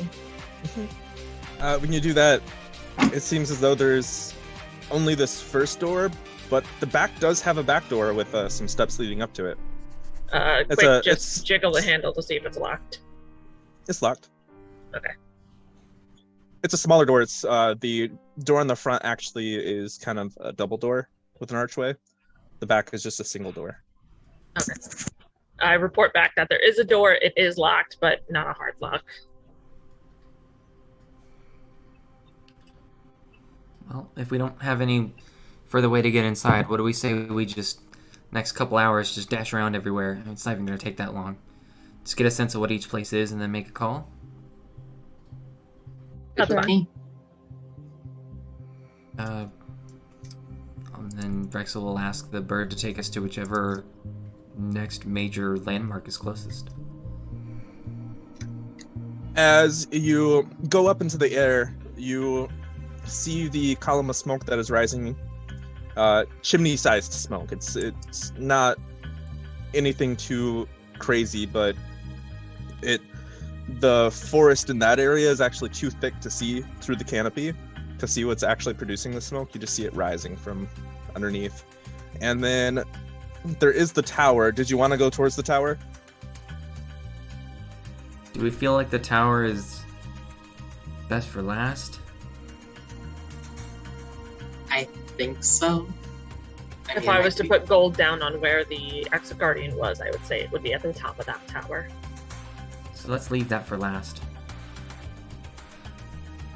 Let's head towards that smoke. So you head towards the smoke. Like I said, the canopy is too thick, so you would have to find a place to land to go check it out.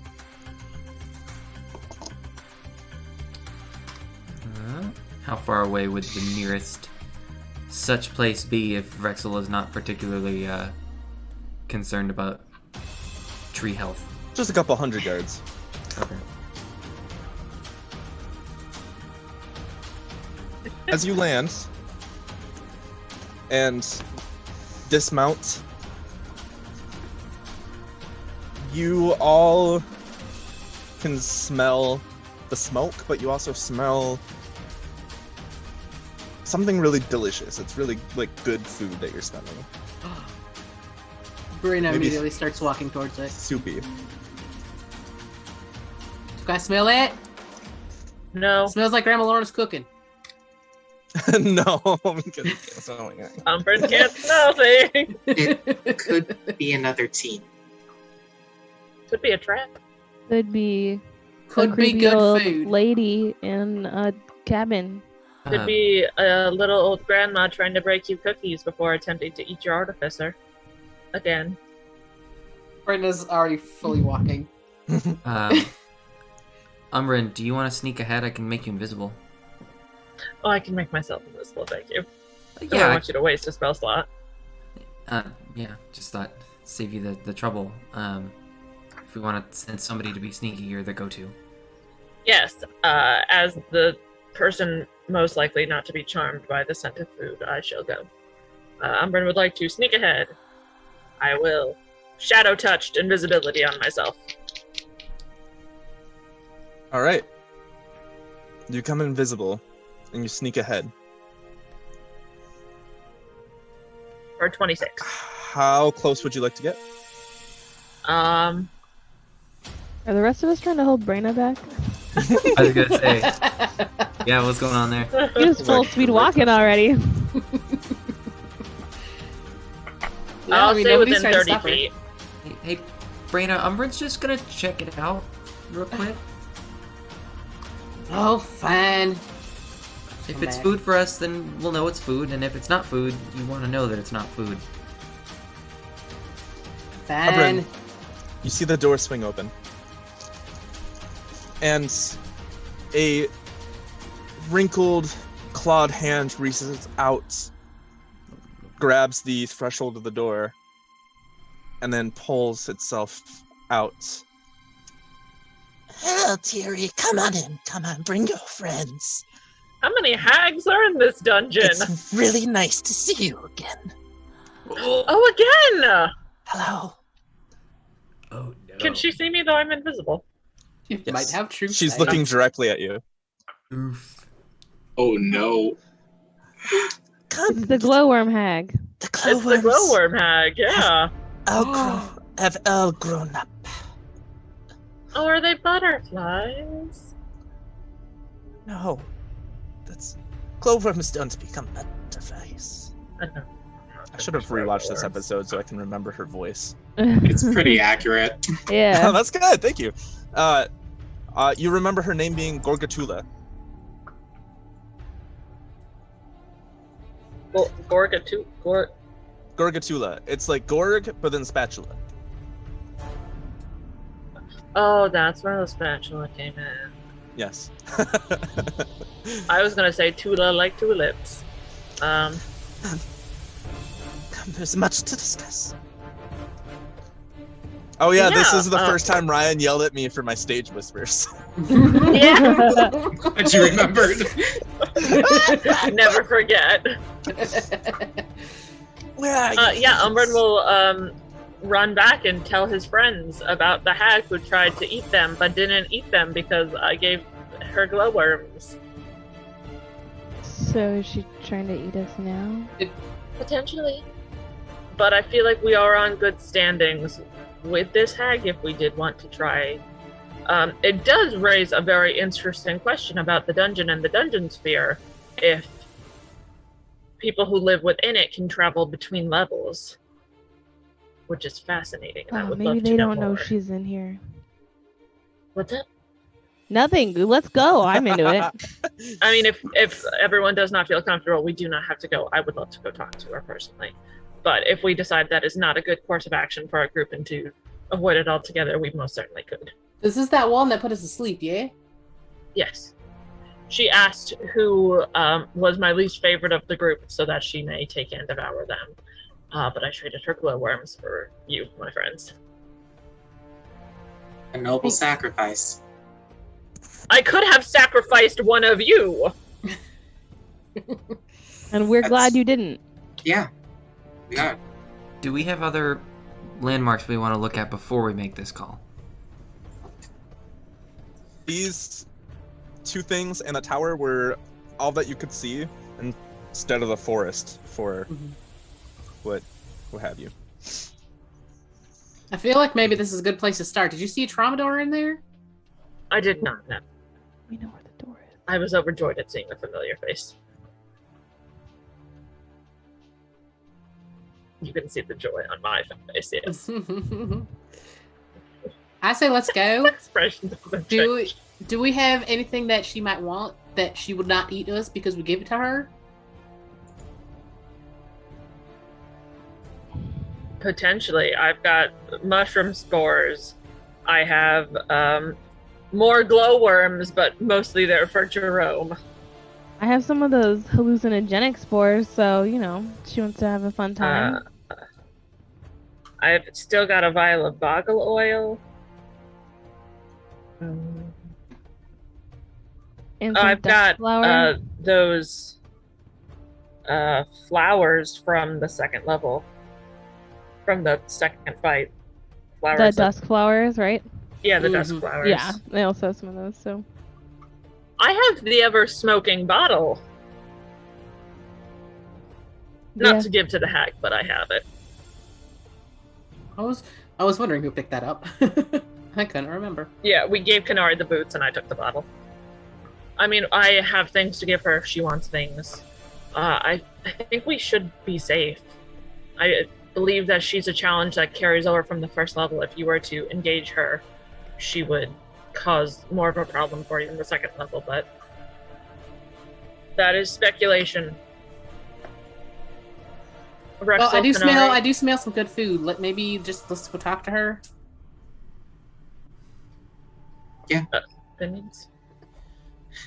I mean, she might have a lead on what our next trial is, or something else. If nothing else, it might be a chance for, well, you have to be careful with food you accept from strangers. If you say so. No. I think it's worth checking out. Go. I lead the way back to that. As the group is walking, Vexel's gonna pull Kanari aside for a second. So, Kanari, do you have a second? Mm-hmm. I know they're a frustrating bunch, but we do what we can to keep them safe, yeah? I know.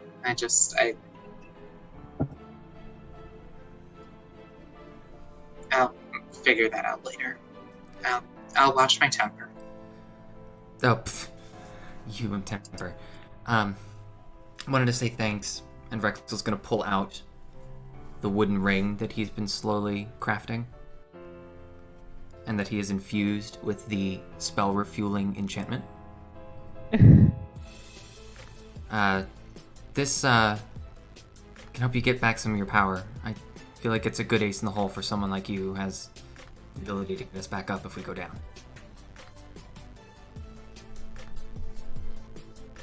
Ari sees the ring and thinks back to the conversation with your parents and is like, Don't think that's not intentional. And one of the scryer orbs comes real close. Kanari just palms it out of the way, just at least get the other side. No, that's very generous. Thank you.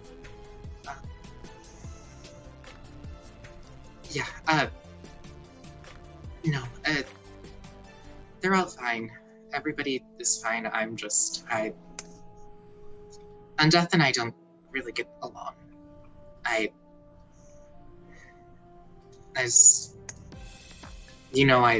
go out and help heal people in Shield City, but there are often people you don't save. And death is sort of a sacred process. We help guide souls over, and it doesn't sit well with me whenever there is any around. Well, maybe this will be one fewer. I hope so. Kanari will kind of take the wooden ring and be very sure to slip it on her middle finger.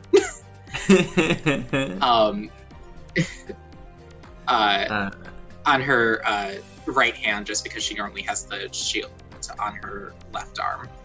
And for the record, while wearing this ring, you can recover 1 expended spell slot of 3rd level or lower.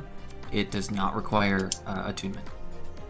Ooh. It's a better Pearl of Power. That's crazy. Better Pearl of Power. That's insane. Okay. Now everyone's jealous. Artificers, yo, they have some. You're lucky cool... Emerald wasn't there. Level 6 the name of that? artificers start to get some cool stuff.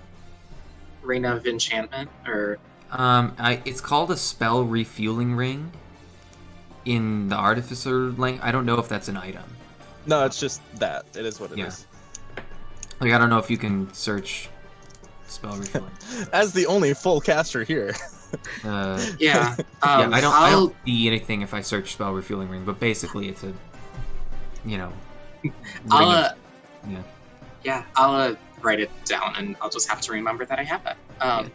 I'll maybe add it to my inventory. Write yourself a big post-it note and just stick it on the wall so that you always know. Kanari, married to Rexel. No joke, I already have 4 post-it notes on my second monitor right now from projects I need to get done for work, so woo! I'll just put one that more. one. Yeah. I'm going to send you a link for something, Wyatt, that is super cute, and I'm pretty sure you'll love it for the side of your monitor. I can't wait till Kanari gets back and talks to her parents. So. As you approach the hut, the hag is waiting on the porch. You see her curled horns, red skin, glaring red eyes, and hunched over figure. Good. All of you are here. Come in. Come in. There's much to discuss. She shuffles Thanks. back in. I have some stew sitting ready for consumption. Umbrin goes in. You trust this hag 110%. Can I roll an insight check on this weird lady? Sure. Just stew, I don't know. I know stew. I don't know stew. That's a 15. Sorry. As far as you're aware, there's no ulterior motives. Do I identify this creature having read probably a lot about hags, as a hag, and what kind of hag it is? You can roll an Arcana check. You know that it's a hag. That's obvious. That's a 5, but plus 8 for a 13. You don't know what specific kind of hag it is. Okay. You know it's a hag. And they do make good stew, but sometimes the stew isn't stew. Yeah. And sometimes they eat children. Good thing none of you are children. Rex will just kind of look at Kanari and go, I'm sure this is bad business. And by the way, the ring, it's just, thank you for the conversation earlier. It meant a lot. Do you all enter the hut? I do. That's a very sweet comment. I just got distracted by Ryan's comment in Twitch chat. I can't. Sorry. There's a Russell in the bushes. Hi guys, my name is Russell. Too much American Horror Story. I'm making stew. You walk in and there's like a there. Frankenstein creature put together. This is stew. Just kidding. That's not what happens. As you enter the hut, I will believe the notes. Already. As you enter the hut, you see that there are various different skulls, jars, different like dismembered body parts around, tons of ingredients of the hag. There's a green hue just sort of all throughout this, and the hut actually seems to have like been built into a tree. There's a chimney and a pot in a fire that's bubbling, and it is the stew. That's where the smell is coming from. The fire and the steam of the stew is rising up the chimney in the far side, but there is a larger central cauldron in the room that is also steaming, and you hear the audible Moxie is gonna like whisper to Brayna, this lady is serious about her stew. Well, stew is a very important thing to be serious about. If you're not careful, it can turn to garbage. Sense that my appearance might be unsettling to some of you. I can change that. And then she grabs some gunk from a shelf and then starts rubbing it on her face. And she starts just rubbing her face so much and rubs her horns, and then suddenly she just looks like an old lady who's a human, still with sharp talon-like claws. This is a much more comfortable appearance for some of you. Yeah, that doesn't make it better. She's actually very good, like very terrifying looking as an old lady, but I thought you were lovely before. Thank you, doll. Nope, still rude. Told you last time. Don't appreciate it. She starts pouring some hot water into some cups and starts handing them to each of you. So you're aware, just in case. Our deal is still upheld. I will not eat any of you because I have my favorite is the one who has no name. Cool, thanks. He had no eyes. Sit! All of a sudden, chairs just appear around a table. That just comes out of nowhere. Whatever weird stuff she does, Umbrin completely unflinched. Like, that's a normal thing chairs do to him. Cups actually start like flying around and like scooping into the stew that's on the fire, and then get set on the table right in front of each of you, and like little spoons actually like hop around and then hop into these like cup bowls. They sing "Be Our Guest," but in like a really really creepy way. Very unsettling. Our guest. Oh no. No, that's not what's happening. Oh my gosh, this reminds me of my cousin, Barbie. She can make stuff fly around like this too, but this is even creepier than that. I cast Mage Hand and I bring up a bowl of stew behind Brenna, like, ooh. Thank you, red hair. I am glad you came to my hut tonight. I am glad that is your first stop, because I can offer information that we would love that. Important. But first, a trade for the information. I will tell you it will be very beneficial.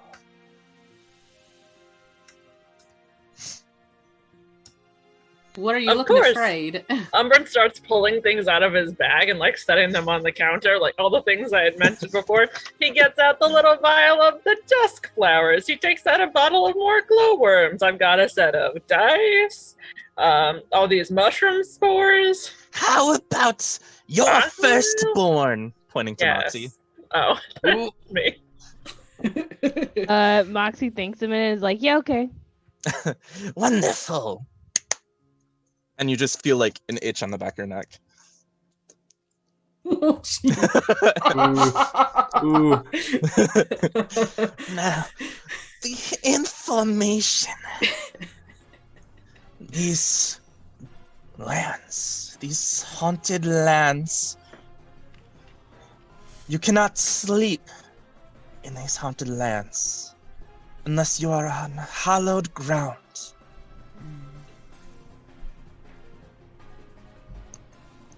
Hey, Canary, do you suppose that's the church? I'd have to cast a spell, but I have it prepared for today, so I can detect hallowed ground. Or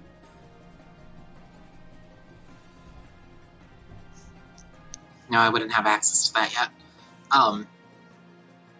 And I can probably be the church.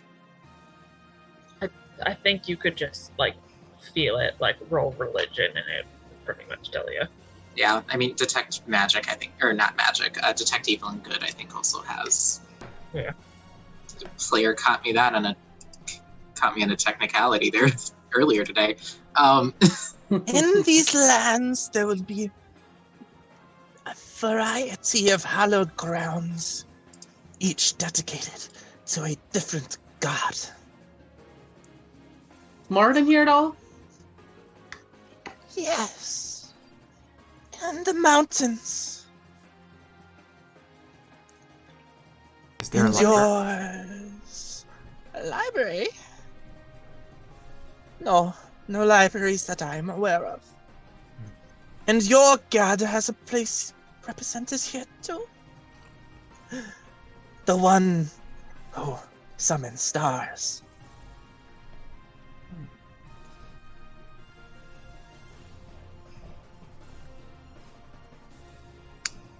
Do you know where? How is the stew? No, I am not aware of that information, for I am unable to step foot on hallowed ground.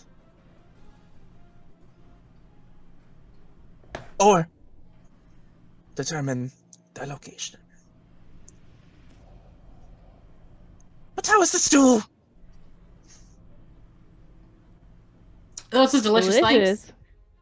Everyone, it is a decent stew. You taste a variety of different things, and there's some meat in it. You just don't know where the meat came from. Ooh. That's fine. We're gonna pretend that it's just regular old beef. Dev And promised Moxie's me fine no with that. cannibalism, so we're all safe. Well, I mean, none of you are humans. Oof. Dev promised, guys. Don't worry. Canary wouldn't have just after she said that warning, she just doesn't trust it. I mean, it's a hag. I mean, she isn't sure about it, so she probably wouldn't eat the stew. Rexel's read enough. He knows. I mean, free stew, man. Umbran's bowl is still floating by Brenna's head spookily. Brenna will, at some point, after she's finished her first cup, be like, yoink. I have another piece of information, but this one is for red hair. But I also need a trade for that. New ghost, new ghost, new ghost, new ghost. I don't have a lot that I can give. How about your soul? How about one of the souls? I don't think that's something that I want to give up because I feel like it's pretty important to me. I see. What about my second porn? Yeah. No, you will only have one child. Of birth. And it's mine. Anyway, How about... No, it's like, I don't know. Actually. Moxie was like, I was planning on 0, so now I'm intrigued. Now I gotta know. that bird you flew in, hun? Breno, look at Rexel. It's not gonna last very long. If it flies away, it won't last long. But if it stays here today, it may last forever. And I could really use its eggs for some potions. It's a female bird? Oh, yes. I have so many questions about the logistics of that. You find a hag's hut and it's spooky and creepy, but then like a 300-foot rock is just sitting next to it on a nest, and you're like, It's dirty. It's just sitting there like, I live here now. This is my life. Was born today. Very big chicken. Do we have a deal? It's funny. you said this information is specific to one person? It's the one with red hair. Breno will then look at Kanari. That's more of an orange.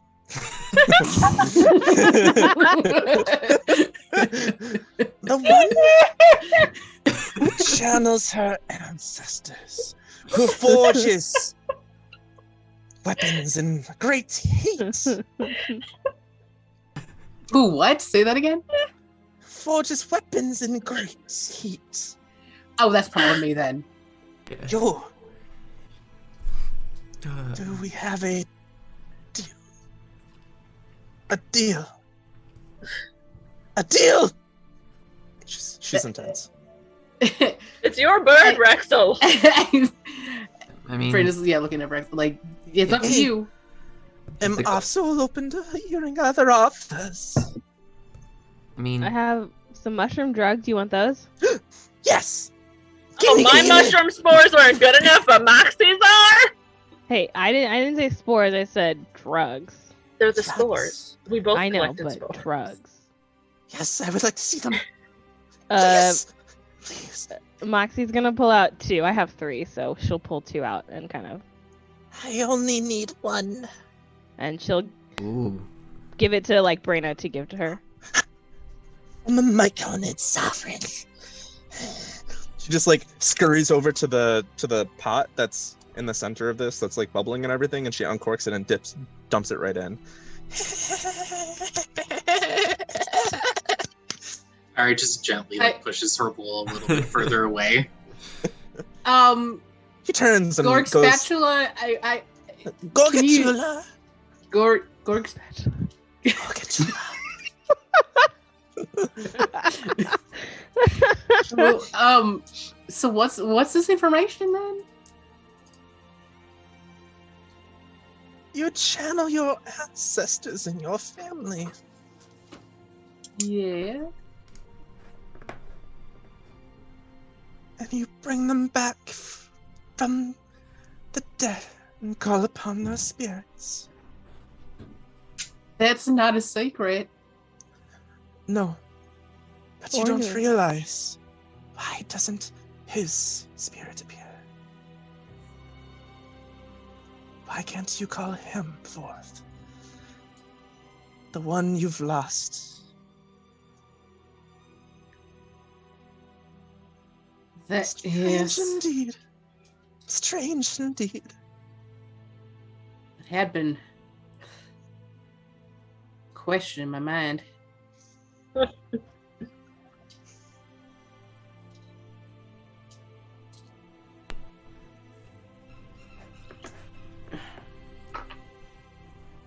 Is that all the information you have? I will say that his body is gone.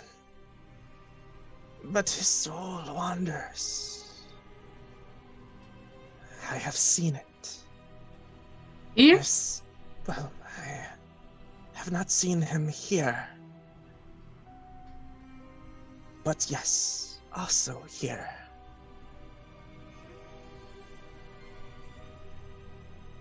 Okay, if anyone's watching or listening to the Spotify that I'm listening to, all of a sudden they're just like really creepy. Oh yeah! Like, oh my god! Line up perfectly. Yeah. Yeah. Anywho, I did have a question. Yes. No, if you had something more pressing about your death, continue. Oh, I just have this cauldron full of excellence. Was it he's wandering? Is he lost? Does he need to be found? Do I need to find him? With this wish at the center, you can recall the lost. But until then, he wanders in agony. If you do call him back before you let him cross to the other side, I'm afraid his soul will be fractured when you call him back. But he just died of sickness. Why is his soul in agony? What kind of sickness?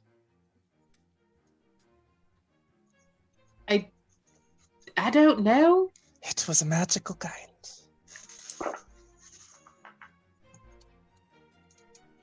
We're just gonna go look at Kanari. And then back to Spatula. Kanari, I think, would have, like, not... I think she would have, like, if Rexel had a piece of loose scrap, I think Kanari would be, like, writing down a couple of notes really quick. You will not be able to do anything here. In these haunted lands. But soon. Soon indeed. Just be sure to save your cousin. Like the one that's here. Before Why does he need it's to too be late. saved? Why does he need to be saved? You know what his powers are. Do I? I don't know. He is a cleric like Orange. Are we just Kanari, colors can to you actually just... Yeah, Your name is At what? least you're not a doll. Dull, orange, red, punch. I'm okay with that, actually. That's fine. And brain. Oh, if you don't have any use for your legs anymore, I would love to have them. Okay, I think Wow. it is time we leave here. Thank you so much for your lovely hospitality. You're welcome. You see a vein twitch in Vrexel's head that is... You've not seen that kind of reaction from Vrexel before. Just like stone-faced. But before you go, She grabs a vial and scoops some of the cauldron liquid that's bubbling into that vial, corks it, and then hands it to Frexel. you'll need this soon. You do not consume. You open and you imagine. You know all about it. Just doesn't say anything. Lurtz. What a silly name. And then she goes and starts like churning her cauldron some more. If everyone else leaves, Umbran's got more questions he wants to ask. Before Moxie leaves, she'd be like, so how are you going to collect on this firstborn thing? First, you must have Do the I child. need to come back to you? My people will call your people. So the like Hag Association will call it Order of the Owls? What's called a coven? Oh, sorry. The Hag Coven We'll call the order of the owl. Child services comes to pick up your kid and they're all Every time I try and escape local government, it just comes back to... It tags all the way down, boys.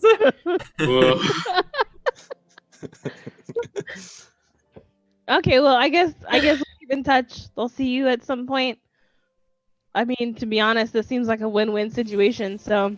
See you between 4 and 9 years from now. Okay. It's on her arm. 4 and 9 years. Firstborn Hag Coven Association. I mean, that means I'm getting out of here, right? Moxie's just gotten a whole lot bolder, baby! Moxie makes it out! Hag confirmed! Got that plot armor! Yeah. So anyway, I'm just gonna start blasting now. Questions. I had questions. Are you guys seriously leaving? Kandari's just waiting by the door. She's not going to leave until everybody's ready to leave. Well, it's just Brina will have walked out the door and is kind of sitting outside it, kind of. Let's look the scarecrows in the eye. Eyes. As you walk out, you see several different scarecrows around that are all turned in your direction. How do you move between levels in the dungeon? Me? Yes. I have questions. Everyone else left. I'm standing here by your cauldron staring at you. I have questions. I mean, Moxie's still kind of hanging out. She got Kanari's bowl of stew and is eating it, standing Moxie and I have questions. As she stuffs her face, I'm sure. Yeah, This is my home. Do you teleport? Is there an entrance to go up and down through levels? No. So you teleport. Fascinating. What is the trade that you will make for this information? I've offered you many things. Many things I have offered you. I will take the frog. No, you will not take the frog. I've offered you many other things. You will take something I have offered. I will take that. And what was that very poisonous thing that you got stuff from? I've got boggle oil. I've got nightshade, violet dust flowers. I've got those, please. Yes, dust flowers. Of course, I'm happy to help in any way with your potion making. She scurries away, throws them in the cauldron. The cauldron actually turns purple, and then a cloud of smoke comes up, and the cloud of smoke turns into a skull. Yes. She turns on a dime. I step into the Feywild, and then step out wherever I want. This connects to the Feywild. Yes. The entire sphere is a nexus of the planes. It is why your orange friends of the stars is being assailed by the Dreaming Dark. And I know all about the Dreaming Dark. She looks at Kanari as she's saying this. Will we see you other places in the dungeon? Or are you sustained to the first 2 levels? I can go anywhere I want. But it's dangerous the further down I go. I stay to the first 2 to avoid what's below. Fascinating. The dungeon goes down. I thought we were building upwards. You start in the first layer and go towards the center. Oh, I have an idea! She goes and she grabs some fabric and whatnot, and then she scoops some of the potion that's in the cauldron and then tosses it on this doll that she had formed. And then when she brushes it off, she pulls out the doll and it looks exactly like her hag form with the curled horns and everything. She puts it on the table. Rip this open and I shall appear. rip it open. Yes. Ooh. With a blade. That's what call Gokatura. Thank you so much. It warms what I would have for a heart to know we have an ally. Also, do you have any interest in a beaker of frost spider webs? Oh, yes. What would you be willing to trade for it? I will give you one more piece of information that I know. I will hand it to her. Thank you. The tower that you saw.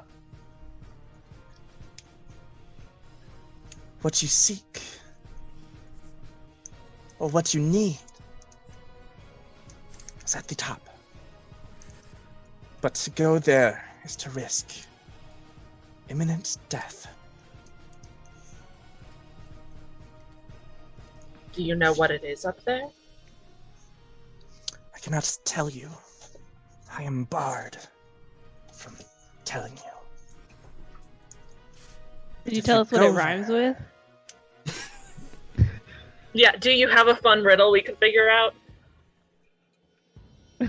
Maybe. Give me some time. She like turns around, she starts like mumbling to herself as if she's like talking to somebody else. Moxie just goes back to eating the stew as she's just been sitting here like listening the whole time. Umber picks up the hag doll and like makes it dance.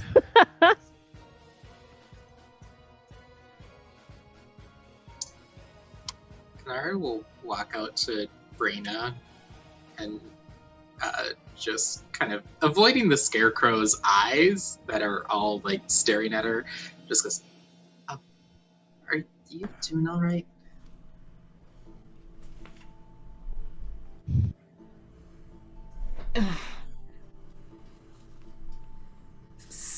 I gotta figure out what happened with Andrew. Do you know what she's talking to? What It sounds like Ashley's talking about? if it's a magical sickness, it could be one of a few things, but more than likely, I'm thinking it was some type of curse. And not that we specialize in curses, but I broke the one that was put on you previously. I think I can give me some time. Let me see what I can find out. And if I can break it. It probably won't be for a while considering what she said. Well, I don't want to. Oh, jeez. The team of 3 hides from thee. The top will show the way. Oh, what? What was that? I forgot what I said. The team of 3 hides from thee. Atop. The top will show the way. Show the way. But if you go, one of you will die. Like if we go at all or right this second? Good question. She grabs a snow globe off of one of the shelves and shakes it. And it's like a regular snow globe, except it's her little hut in the middle of it. And then the snowflakes fall. At any time. Ooh. Well. That is all! She grabs the chatting snow with globe you. and she throws it on the ground and it cracks open. And a like cloud of like fog and mist just like obscures everything. And you all are like, you breathe it in and you start coughing because it's like a little rancid. And then when everything clears, you are in an empty, abandoned cottage in the woods. No cauldron, no lit fire, no objects, just ramshackled, abandoned hut.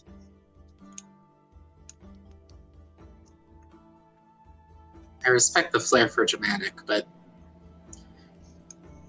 we're really just leaving. Raina, all of the scarecrows, as you weren't looking at them, actually have gotten 10 feet closer. Ooh. No. I'm so glad we stayed. They're not crying, are they? Was fascinating. They're just there. It was. We've learned so much, and we've gotten an awesome boon. I'm sure this will be helpful, hopefully, and have confirmed our suspicions. The Exit Guardian is at the top of the tower, but that wasn't too hard to figure out. And I cleared out a bunch of junk from my inventory. Awesome. I mean, I would have used those flowers, but that's fine. It's true. We did get rid of them. We've been holding on to these flowers for days, and we haven't done anything with them. So yeah, I keep forgetting to do stuff with them. Yeah, if we have the ability to use them, we should have done it beforehand. It seemed like a good trade for what we got. What time of day? What time of day is it? Would Kanari know? Like, I mean, no, but Umbrin would. Umbrin, if you check your watch, the time says 7:51 p.m. So we're close to bedding down for the evening. It makes sense to go back to the church. We still have the bard. That is true. Since drugs were, are we part of the drug trade now? No. With a hag, we are part of Child. Well, if we are, then I mean the Magisterium would probably be implicated in it too, considering this is their creation and it allows people to travel in and out of the planes. But we won't talk about that. We are also part of child trafficking in the future. So, did the bird not get... Adoption is not child trafficking. Thank you very much. Did the bird's time not get traded? I thought that was. No, she took the spores. The spores. Okay, I thought that was from Moxie instead. Gotcha. Nope, that was for Brina's. No, we never got the okay from Pretzel to take the. By the way, if you use alchemist tools, you can assess that little potion vial that she gave you. Yeah. Actually, yes, Rexel walked out of that pretty early after the comment about his legs, and would have just gone outside and cast Identify as a ritual spell. All right. You identify it as a potion of major image. Ooh. One use. Okay. Oh. You know that you uncork it, and then the image that you want will just appear. Major image is a 6th level spell? Major image is the 3rd level spell. Major 3rd level. It is. Wow. For some reason I had in my head that it was like way stronger. Cool. No. I will just add it as a... There's projected image, programmed illusion. That could be what I'm thinking of. There's some crazy stuff. I'll put that as a customized spell scroll so that I can... There we go. Moxie, don't you still have dust flowers? Somebody collected them with me. Oh yeah, I do. Yeah, so you can that's what I meant. I keep forgetting to make them into the ointment. I would love to make healing potions, as I have the ability to do, but we haven't found the stuff to make them, and you can't buy it. What kind of stuff do you need? 25 gold worth of components. Oh. Okay. Now the question does arise, do we want to go check out the tower where we know the Exit Guardian is, or do we want to go back to the church to get ready to call it a night? And do the challenge door. Well, I mean, the riddle that she gave us, do we have any idea of what that could be? The team of 3 feels very much like Team Nightwalker. But as we said, they are not here yet. Yeah.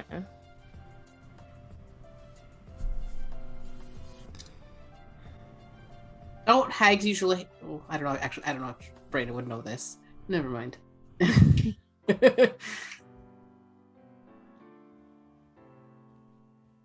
you think she would ally with us in a fight if we were to call her in the middle of something that seemed bad? I feel like the cost of that would be higher than we want to pay. Umbrin holds up the doll. I mean, she said she'd come.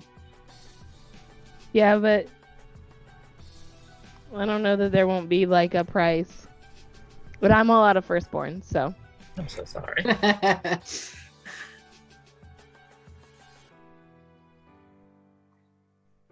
I say it's worth making a check by the tower. Alright, you want to swing by? Hop up on the bird. Rexel, does your bird have a name?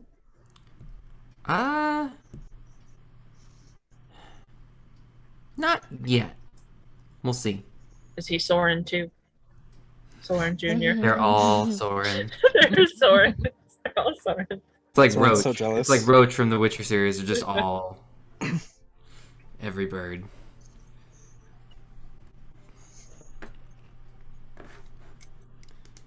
So to the tower? Yeah. Might as well. No reason not to. Yeah. So you hop on the rock. It spreads its wings and takes off into the sky again. And then you fly and head towards the tower. You circle around it, and I need everyone to roll a perception check. Oh, dang. I'm killing it on the perception checks tonight. That's a 23. 1. Let's do. Finally. Umbrin is like obsessed with this, obsessed with the hag doll. That's why you just like, So cute. what do I do with this?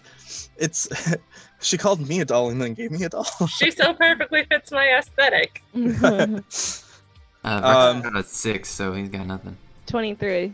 Rexel's still disturbed about the leg comment. I'm gonna wear her like a backpack. And is planning a lot of things to do with the major image, like circumstances and whatnot. What'd Kanari roll? 17. All right, so Kanari, Moxie, and Brina, you take a moment to look down at the tower, and surrounding the base of this tower are dozens of undead walking around in an almost like 300-foot circle.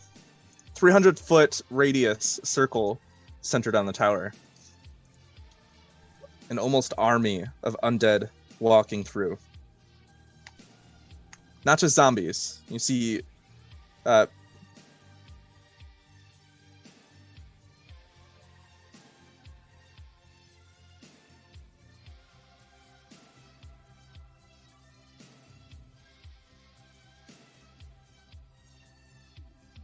less decaying with grayed skin. That's various a lot others. That's a lot of undead things. So we probably don't want to come through the front door when we eventually come back. Would the rock be able to drop us off at the top of the tower?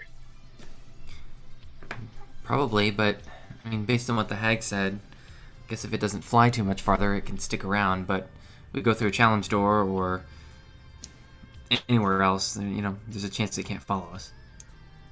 Could you call it back to you if we were to go through a challenge door and come back somewhere else? Don't think so. It obeys simple commands, but it has no way of knowing where I'm going to be. So if we wind up somewhere else, I can yell all I want, come find me, but... If we sent an animal messenger to go find the bird, bring the bird back. Do we still have the animal messenger? Is that Sure a do. multiple use thing? Yeah. Sure is. It has like charges per day if I remember correctly. Oh, cool. I thought it was a one-time use thing. Well, that works. Oh, so it can become, we can like use it for up to 12 hours and then you can't use it for 2 days. What was that? So according to the like thing for it, we can use it for up to 12 hours and then once that's over, we have to wait 2 days before using it again. That's an animal thing? messenger. Animal messenger. The animal messenger. Yep, the silver owl. So we can... It was very useful. It helps lead Frexel exactly where he needed to go. Mm-hmm. So we can, like, does it only do... It does messages for 12 hours, or we can use it once and it can take up to 12 hours to get to where it needs to go? So this just says so it can become a raven for up to, or I guess an owl for up to 12 hours. Once it's been used, it can't be used again until 2 days have passed. While in raven form, the figure allows you to cast the animal messenger spell on it at will. So we can use the animal messenger spell for 12 hours while it's a raven. Awesome. But then, yeah, and then we can't use it for the next 2 days. That's cool. Do we want to send it to Team Nightwalker and say we're coming? Buckle up. Yes. We don't know if Get Team losers. Nightwalker's in the dungeon is in the second level yet, though. That's fair. And if it is done, if it takes more than however many hours we have left on it, it'll just stay there. That's fair. Yeah. There's also a potential Team Nightwalker has died on level 1. I think we should, when we get to the checkpoint, we should check which teams are still with us. It's a good plan. Is there anything more about the tower? Like, are we gonna try to see if we can see what's on top from the bird? Are we just kind of seeing that there's like an army of undead around it and we're bouncing? You can see the top. It's covered in this almost like miasmic fog that's swirling around it. Despite there not being wind, it seems to be like centered on this tower all the way down, but kind of stops 20 feet from the ground. And the tower's top appears to be just a large spire with a giant window that's actually looks like an eye looking out across this entire field. No, it's not Mordor. Or whatever that tower is in Mordor. Barad-dûr. I'm a bad nerd. I have no idea. I've only watched Lord of the Rings once. Barad-dûr. So yeah, what would you like to do? Flying back to the church. About how many levels, how many stories does it look like it is? It looks to be about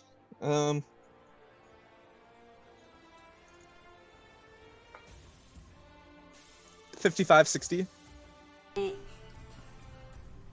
Wait, feet or floors?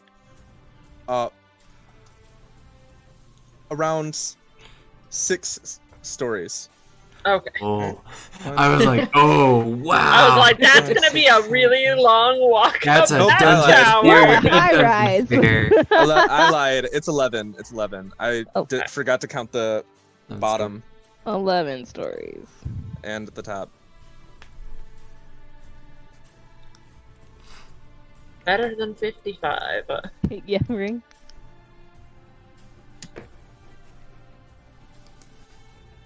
All right. And we are assuming when we're in the tower, we won't be able to rest at all. So when we're doing the tower, it's going to have to be one long trek up. Now, can you make ground hallowed? Not until we're higher level. Ah. What does it take? It's a spell, I suppose. Kanari would know there's the hollow spell, but she doesn't get access to it for another 3 levels.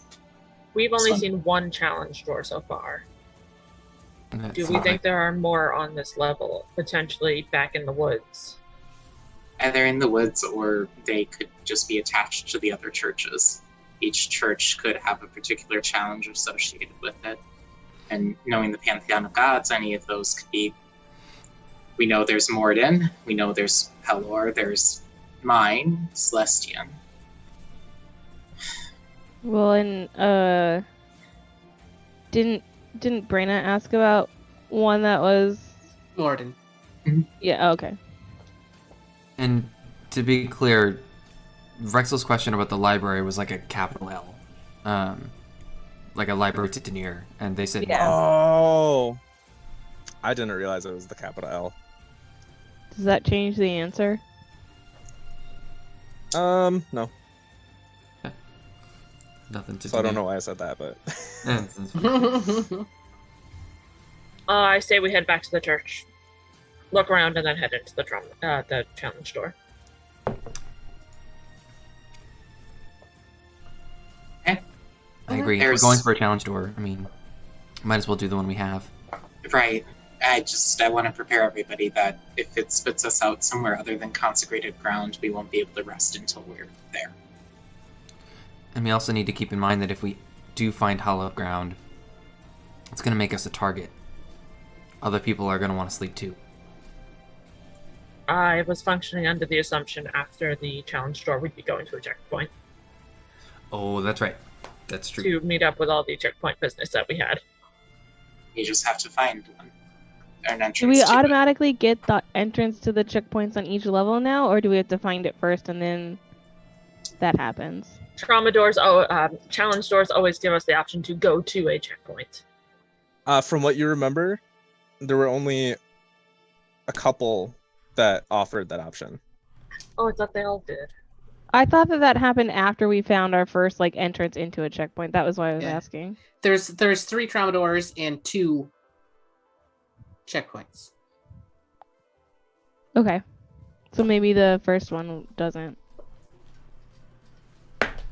There's also no saying that whatever is in the challenge door is going to be a fight that will deplete resources. Several challenge rooms we have been into have been puzzles of thinking, to which we have thought through brilliantly. Not sarcastic. We're banging out challenge rooms really great, guys. Well, I'm still fine going forward with the plan of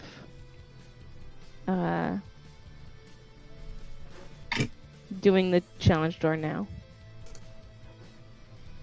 I think we should. I agree. Let's go. So you're leaving the tower. You're not getting closer to look into the window or anything. You're just gonna play it safe. If it is the window on the top floor, because you said there's a fog, Dark Souls fog gate around the thing, so I would imagine we don't have a way of seeing inside. There is a giant window that you can see, but there's no guarantee that you will be able to see inside. You won't know unless you get closer. But yeah. We're here. Do we want to just do a flyby? If you feel comfortable that it's not going to drag us down. I don't feel comfortable about that, but it could be worth it. Would you like me to throw a rock at it? I'd rather try to be as undetected as possible. Very much like to leave the army of undead that's beneath us. Just throwing that out there, considering this is literally against everything that I believe in. Let's go to the church. Take me to church. You're welcome. All right. Axel commands the bird.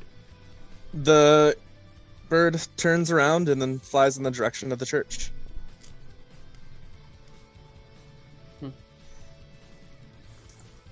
I think Brayna at some point will go to Kanari and sorry about earlier with the zombie fight. I wasn't trying to make you feel bad. No, it's practical. It makes sense. I thought I was doing us a favor by avoiding a fight that could take a lot of resources when we didn't really know the lay of the land. So, my apologies for not communicating. And, we all have days like that. Let's just get through this. It was a good thought. I know. It isn't a slight against you or anything else.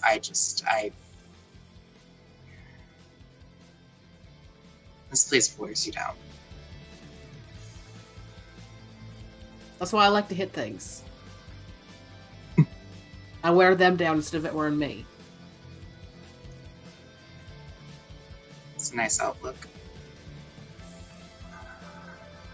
It's worked out pretty good so far. Yeah. I think Kanari kind of just... I don't know. You could really just tell how kind of increasingly uncomfortable she is in a space like this. I was busy making the tower's battle map just in case. This was not in the plan. The hag said one of us would die. It didn't say it had to be one of us that's not the bird. I think Brayna moved her hand on Kanari's shoulder. It's only one level. be out of here soon, I'm sure. Yeah. You're right. We should just focus on whatever is coming our way. And you can do that thing, that big old pile of guys down there. I bet they'd love to be turned. I can destroy them if they're low level enough. But see, I'm sure they'd love that. Yeah, honestly, that is an area where both Kanari and Brayna will shine. You got hordes, you got undead. It's just perfect. It's gonna be great. We'll get them all where they're supposed to go. Yeah. That hag earlier just really... I really want to know what she meant with Andrew. I guess I have my mission now. So since Moxie's from like a group that sort of specializes in, healing and medicine, would she have any information on any like weird magical sicknesses that might have been going around, or? You can always roll me an Arcana or a Medicine check. Okay. Let's do a medicine check because I'm proficient in that. Could I try that as well? That's gonna be a dirty 20. Oh. You know that there are diseases out there, there are curses out there, but then if you put them together and you get a magical disease or a disease or a cursed disease, it can be something that doesn't just affect your mortal life, that it can carry into the afterlife. It sounds like this, from what you heard and based on what you know, this did something to magically corrupt his soul enough where he can't pass on, and instead probably wanders the ethereal plane, lost and misguided. So with guidance and a natural 20, that's a 31 from Kanari. All right. Kanari knows more. Doesn't know exactly what Moxie knows, but knows what she would have learned from her church. And that is that those souls who wander probably take on some sort of madness as they are trapped and lost. And passing over to the afterlife, your afterlife is dependent on which god you worshipped. And you heard Brayna mention Mirrodin, the dwarf god, so you're thinking that might be where he was meant to go. But you also know that if this was a magical disease that persisted into the afterlife, even if he is reborn, he'll still be affected by it. Because it persists.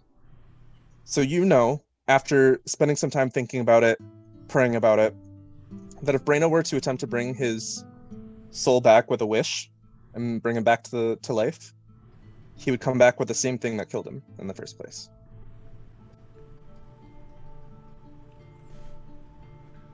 Okay. I'm gonna hold on to that just until we're in the checkpoint. You don't want to break Brayna. You don't want to completely ruin her life. Not when there's 10 minutes left and I want to see what's in the challenge room. Well, we also waited with the hag for a long time. Yeah. I know, but now we're getting close to end time, guys. I've been trying to hurry us back to the... We don't have to hurry. We're having good character moments. I've been very quiet through this whole thing, might I tell you. I think, too, that, Moxie might try to catch Kanari's attention at some point to maybe talk about, what she might know so that they could exchange that kind of information. Yeah, definitely. I assumed that would happen. You ain't gonna hear any objections from Mama Dev. I don't like that. Sweet.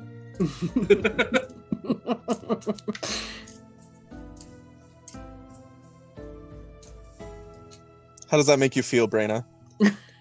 Now you not only have to find your brother's soul to free it from this magical sickness curse, but you also I can't bring it back. You can't actually like use your wish yet?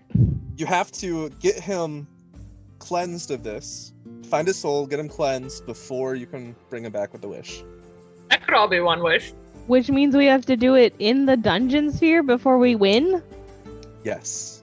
And the wish, you all know that it's very singular wish. So there's a limit to what you can receive. How many ants you can put in there? Yeah, exactly. It has to be a simple phrase. No, none of that. And my brother. Other phrase it's called. And the kitchen a pony sink. and a brother.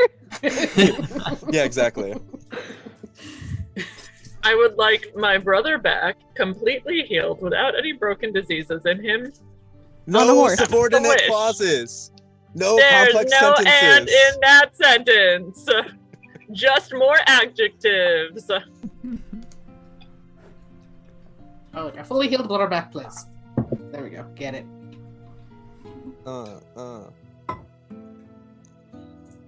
So you head back to the church, and everything appears to be exactly how you left it. Anything you would like to do? If anybody has any objections, please speak now, or forever hold your peace. I want to check out what's inside the church before we go to the trauma door. Quickly. I'm good. I'm getting a nod from Kanari, which means we're not desecrating sacred ground. Anybody want to come with me? You haven't said you're taking just whisper It's no. also not. What Kanari doesn't know won't hurt her. Do your thing.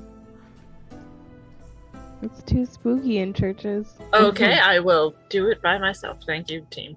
Umberton runs to the back of the building to unlock the door and just do a quick sweep of what's inside and pick up anything that there is. Hopefully there's something cool in here. All right, let's see a thief's tool check. 22. Easily pop that sucker open. The door swings open, and you go inside the church. Now, I was hoping someone would come in here and help me with my investigation check, but no one has. This is going to be a straight investigation roll, and my investigation isn't great. I wouldn't have been any help. Well, you could have given me the help action, which would have been helpful. Once Vexel sees the door pop open, Vexel will come and help. Oh, thank you. Moxie's doing you a favor by distracting Kanari. And Braina. Vexel's got a +8 to investigation. We're chatting. Would you like to investigate? I've only got a +5. Why don't we both do it? Okay, we'll both do it. Ooh, 17. 21. Yeah, so with your investigation check, everything seems normal. Nothing seems out of place. Until Vrexel checks the altar. There's a button. Button like button or button like Oh no. It's like it's a button that you can press. It's like a little square. It's all made out of stone, but you like see that like there's a little indentation for pressing it. Okay, so if it's a button you can press, Rexel's palms get sweaty. Mom's spaghetti. Yeah. Oh, I'm glad Rexel spends all day pushing buttons. Yeah. It's all he There's does. just this big old button. Yeah. Rexel's kind of like, Bryn? Hmm? Can I? Oh, yes. Should we get the... I'm just gonna... Yeah. That's what the boys are here for, pushing buttons. One of Taylor's arms actually descends. Oh no. As his chest pops open, and his arm reaches into his chest, grabs something, and then pulls it out, and then holds it in his palm. What is it? Let me double check something real quick.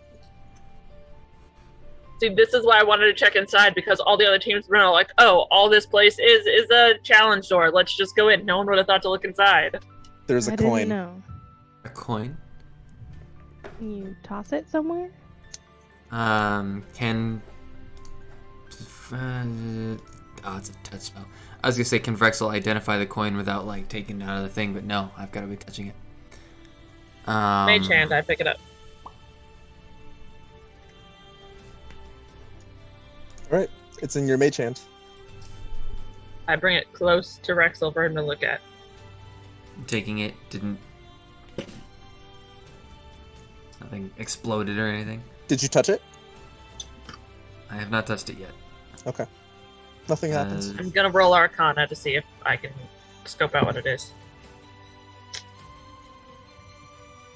14? You have no idea.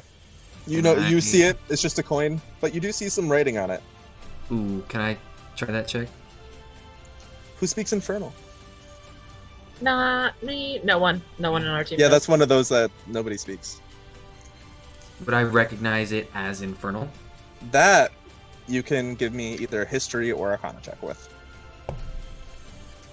It's a 4, but that's a 12. A history check. That's a 16. 18. You recognize it as Infernal. It's Infernal. Okay. Both of you do. Do you have in your repertoire the ability to magically read writing? Not at the moment. I mean, I can just identify it. I don't... No, what the heck. Why don't you... Do we just want to hang on to it for now and we'll take a look at it later? My thing is, I don't think anyone wants to hang on to it. I want to hang on to it. What if it's something useful? Are you gonna touch it? I touch it. No. You hear screaming in your mind. Ooh. It screams. A singular voice. No! Stop! Ah! There's someone touching! Free me! Free me! Ooh. I stop touching it. The voice stops. Well, it's good to know. It screams. I think someone's stuck in there, but we can deal with that later. You're the only one that heard it in your mind. That's why I tell Rexel.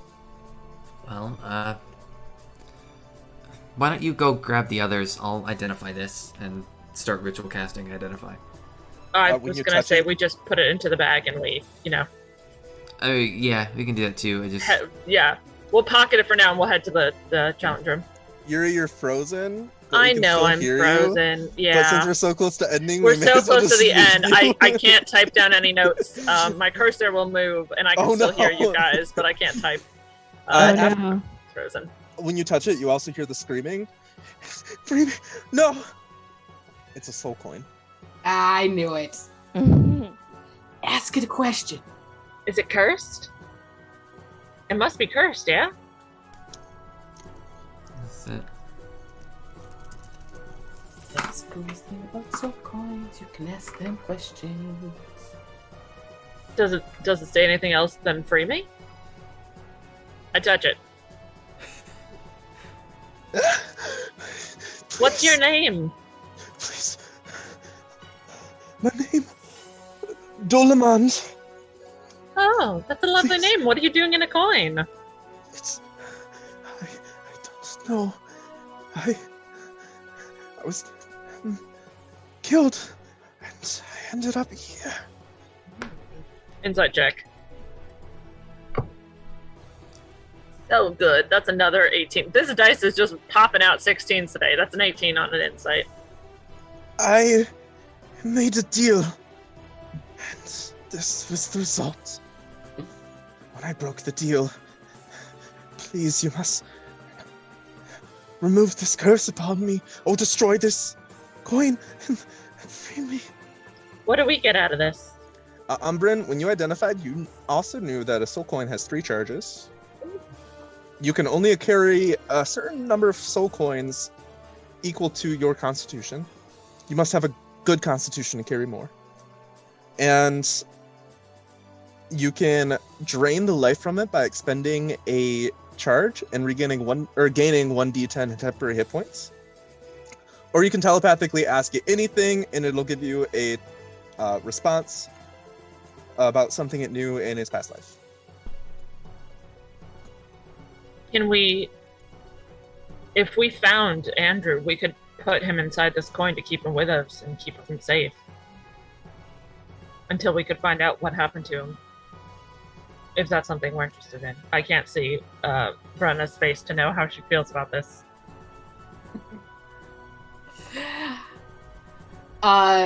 Melissa's face is having a different reaction than Brenna's face is. I wish I could see your faces! Vrexel also knows that to free a soul means to also destroy the coin. 1 coin per soul. And then it takes the remove curse spell, yeah? Yeah, or something equivalent. Kanari, do you have the ability to remove curses today? Not today. The soul coin can also be used in hell as currency. Or, I think that if you use all 3 of its charges, it also gets freed as well. Also, I think there's one more bit in there about the questions there, Dev. Oh yeah, they have to be cryptic and usually brief. Well, no, what happens when you ask a certain number of them? Yeah. Drain life and query both require a... Oh wait, does the query require? There she goes. Mm-hmm. Oh no. Mm-hmm.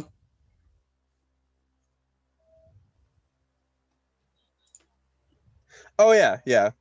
So Umbra knows, or Vrexel knows, and Umbra asks 1 question, so 1 charge is being used. Ooh. Just keep in mind what you ask it, or what you... Asking it things is significant to these items. Keep that in mind. So since we're...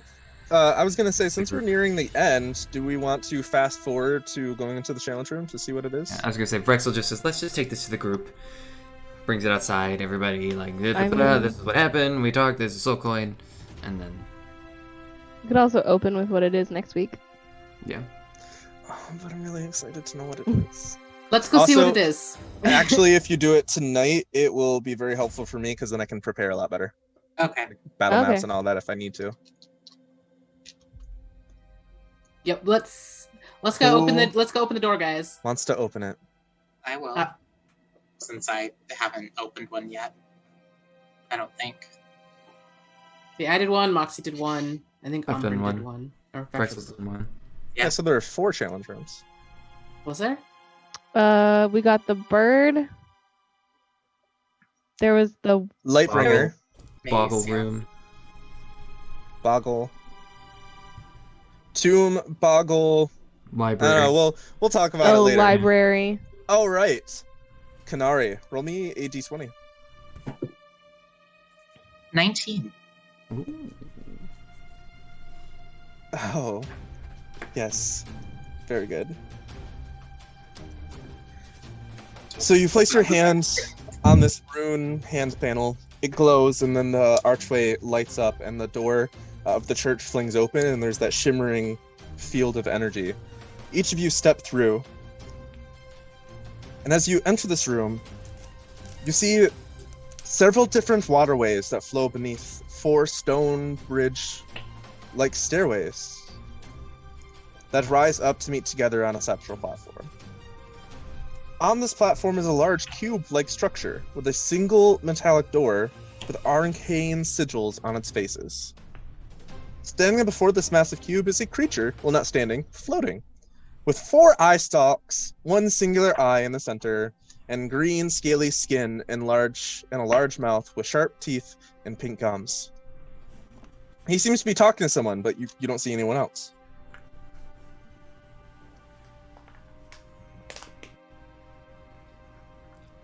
All of his eyes... Oh, I was gonna... Sorry. All the eyes turn to look at you.